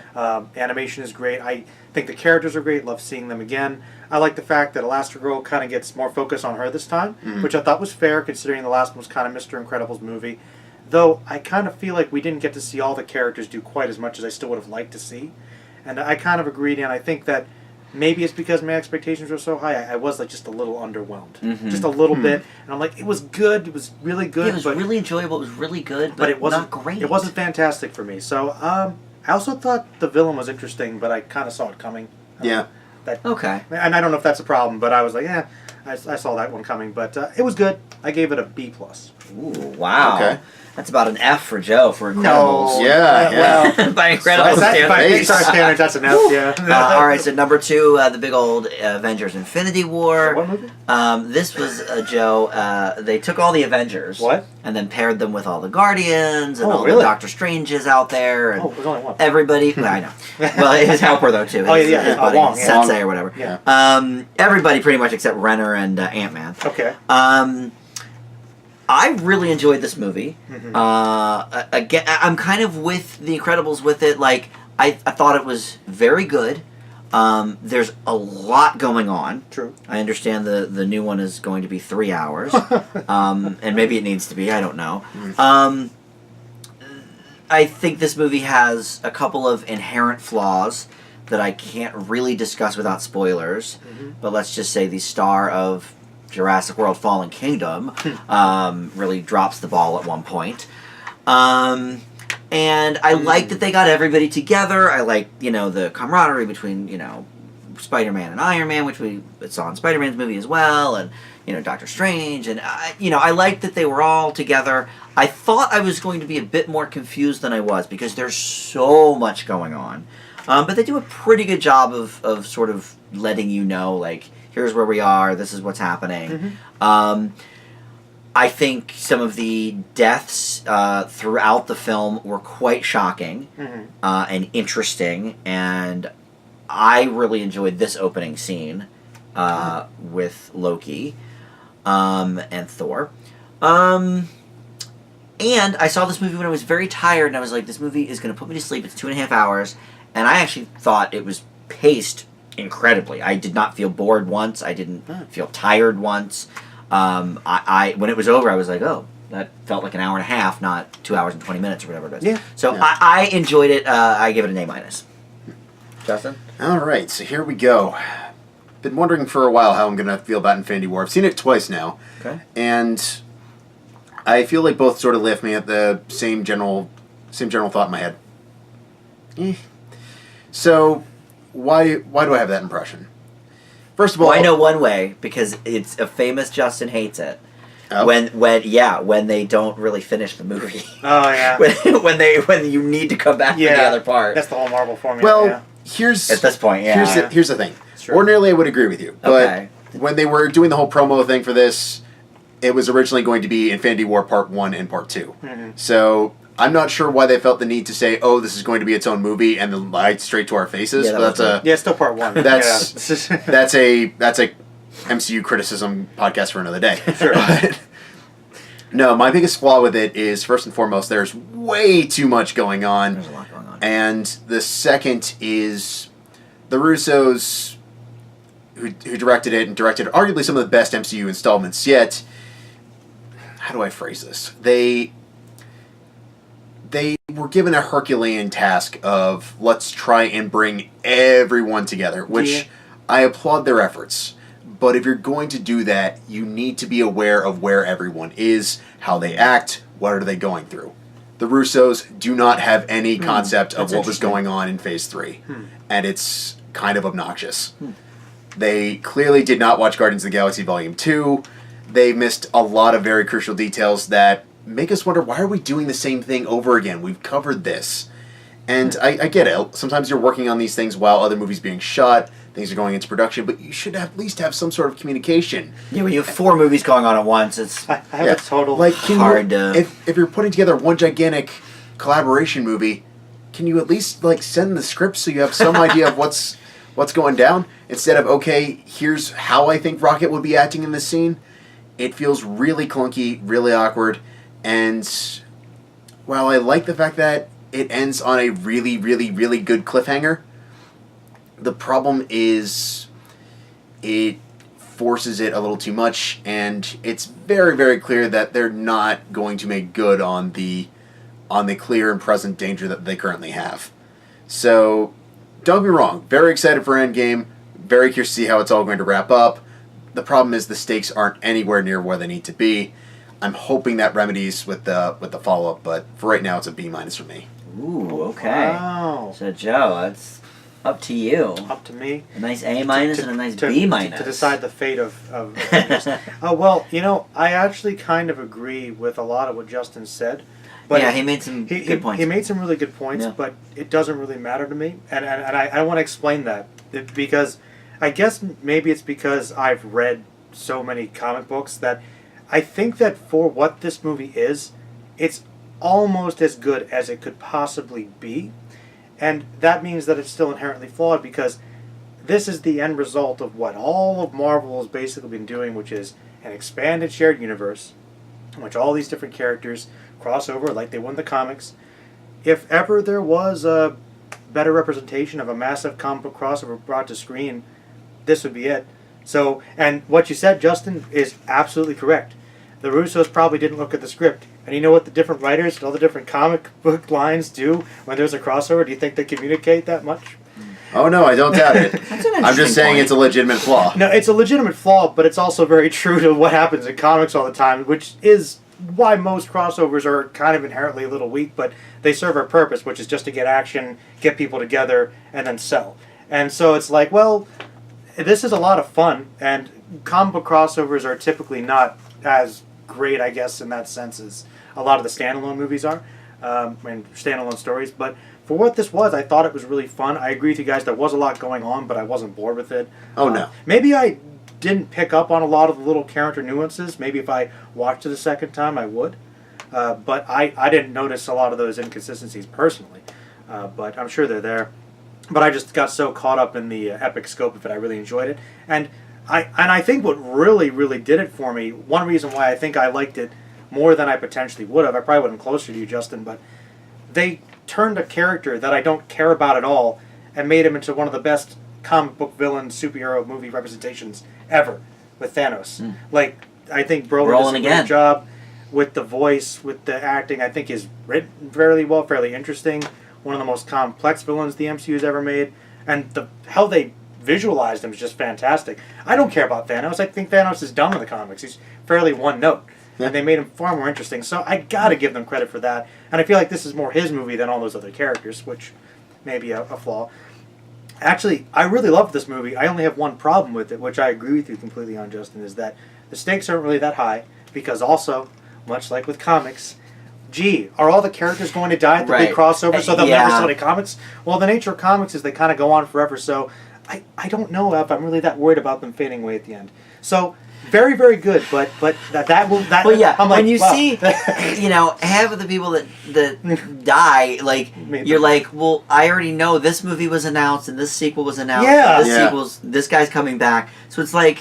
you're not going to kill off Black Panther. Let's just be realistic. That's going to kill off all our biggest, most popular movie that's stars. not necessarily going to happen. So that was my only real flaw with it, which that's why I thought some of the deaths in the middle of the movie were interesting. No, some of because then it's like, okay, now what are they going to do for that? No, you're right. Some of the deaths I thought were good because they were different. Yeah, the big one, obviously. Right. But I really liked it. Just wasn't quite perfect. Wasn't quite at Spider-Verse level, so I give it an A. Wow, very good. Solid A. Okay. So we wrap up with number one, $700 million this thing made in the U.S. alone. And that is, of course, Black Panther, the film of the year. It really is. It really is. Pretty much. But I got to tell you, all of these Disney superhero movies, I'm in A- land for all of them. A- land. Incredibles, Infinity, Black Panther, they're all A minuses. All of them are very good. I had some problems, but to me, none of them are of the level of some of the great Marvel movies, or the first Incredibles, for that matter. Yeah.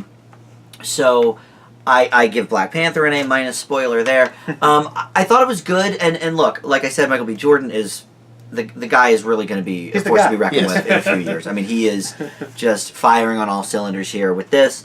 Boseman obviously doing great as well as T'Challa. Yep. The world here is great.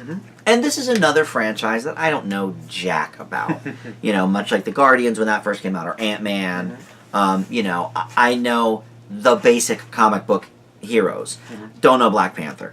And so I thought this was a very welcoming movie to people who've never heard of Black Panther. Sure. I think they built the character up very good. They built the history up very good. Very well, I should say. I think all the acting is great. I love the effects and stuff, and the fighting was cool. I got bored a little bit in the middle. They were kind of doing the same thing that they just did like a half hour before. So it's a little bit repetitive, I think, in some spots. The fight scene at the end is really great. But yeah, nothing was like amazing. Like, this is, second coming of Iron Man 1 or something. Or Civil War. So it's very good. Again, A minus. Good old Black Panther. I am impressed that it's up for Best Picture. I'll give it that. I think that opens the door to a lot of future things for hopefully better movies. But I thought it was very good. Here's to open. But honestly, I would call it a return to form, Dan. Okay. I absolutely think this is what Phase 4, 5, whatever we end up getting to with the MCU. I honestly don't see it going past 4. But where I think it honestly needs to go, which is back to Phase 1, wherein every movie felt more like a standalone story, and there was more of a serial-like feel to it in terms of, here's how it could tie into the much bigger universe. I did like that it was a standalone story. I'll give you that for sure. That was nice. And I think because of that, it worked so much on a much deeper level. I think Ryan Coogler didn't care about, okay, here's the giant MCU continuity.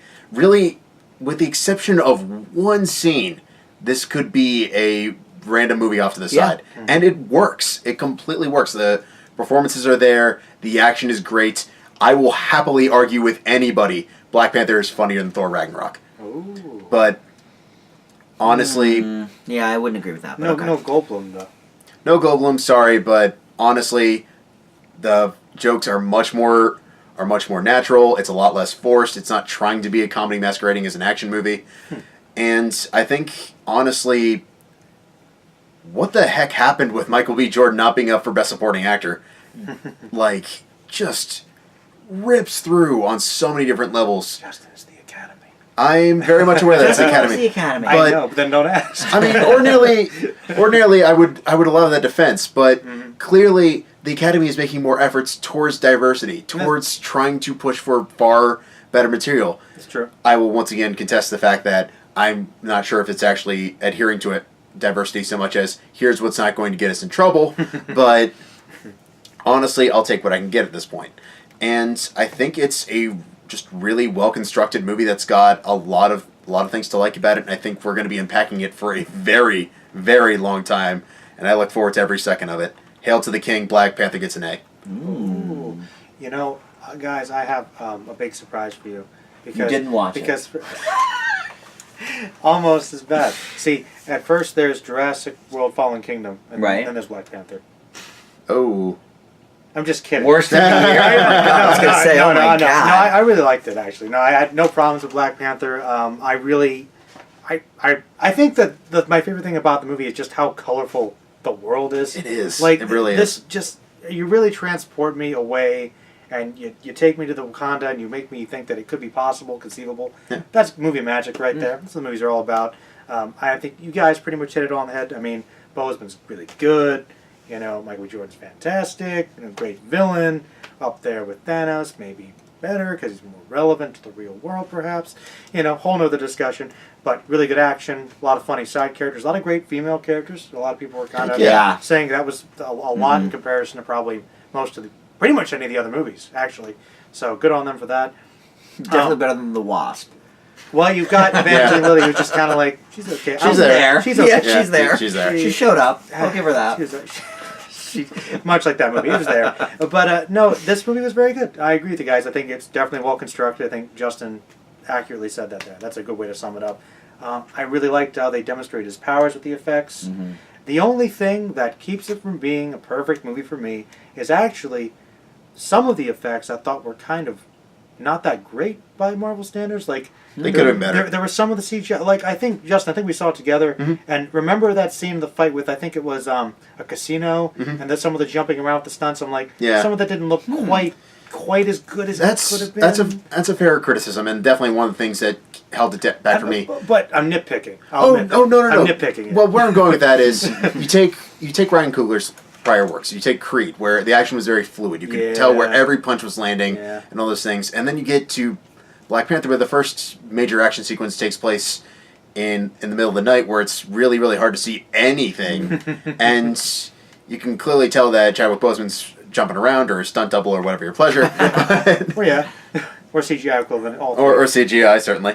And you kind of miss that fluidity, and I think it's something that would have made it so much better. It's not like in all the scenes, but there were a couple where it really did stand out to me, which is unusual for a Marvel movie. And personally, Dan, I'm surprised you said you liked the final fight that much, because that was where it stood out the most to me. Infamously, where they're falling and they're so clearly CGI. Well, I'm not saying the CGI was great. I just thought it was an interesting.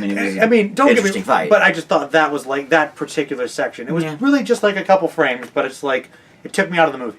Okay. Just for a little bit. It is a little off-putting. I'm being harsh on Black Panther, but it's okay, guys. It's still an A.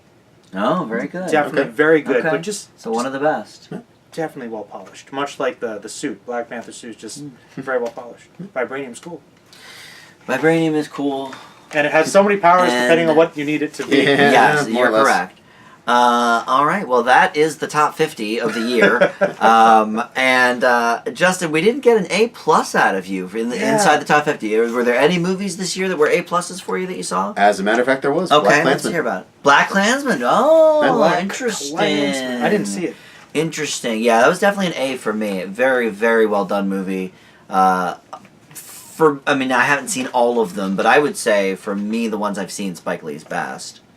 I definitely thought, up there. I thought it was very well done. Interesting. Okay, very good choice. Any A+s for you, Joe? Outside of the top 50, no.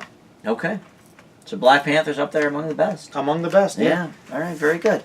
All right. Well, we have actually gone on long enough that my battery is about dead, so that seems like a good place to wrap it up. No choice now. Thanks for watching, everybody. We should wrap up before the camera dies. So Justin, thanks for joining. Hey, thank you. Merlin, Joe, Joe Merlin. Thanks for coming. Welcome. Thanks for watching, guys. We'll see you all later. Take it Bye. easy. Stay magical.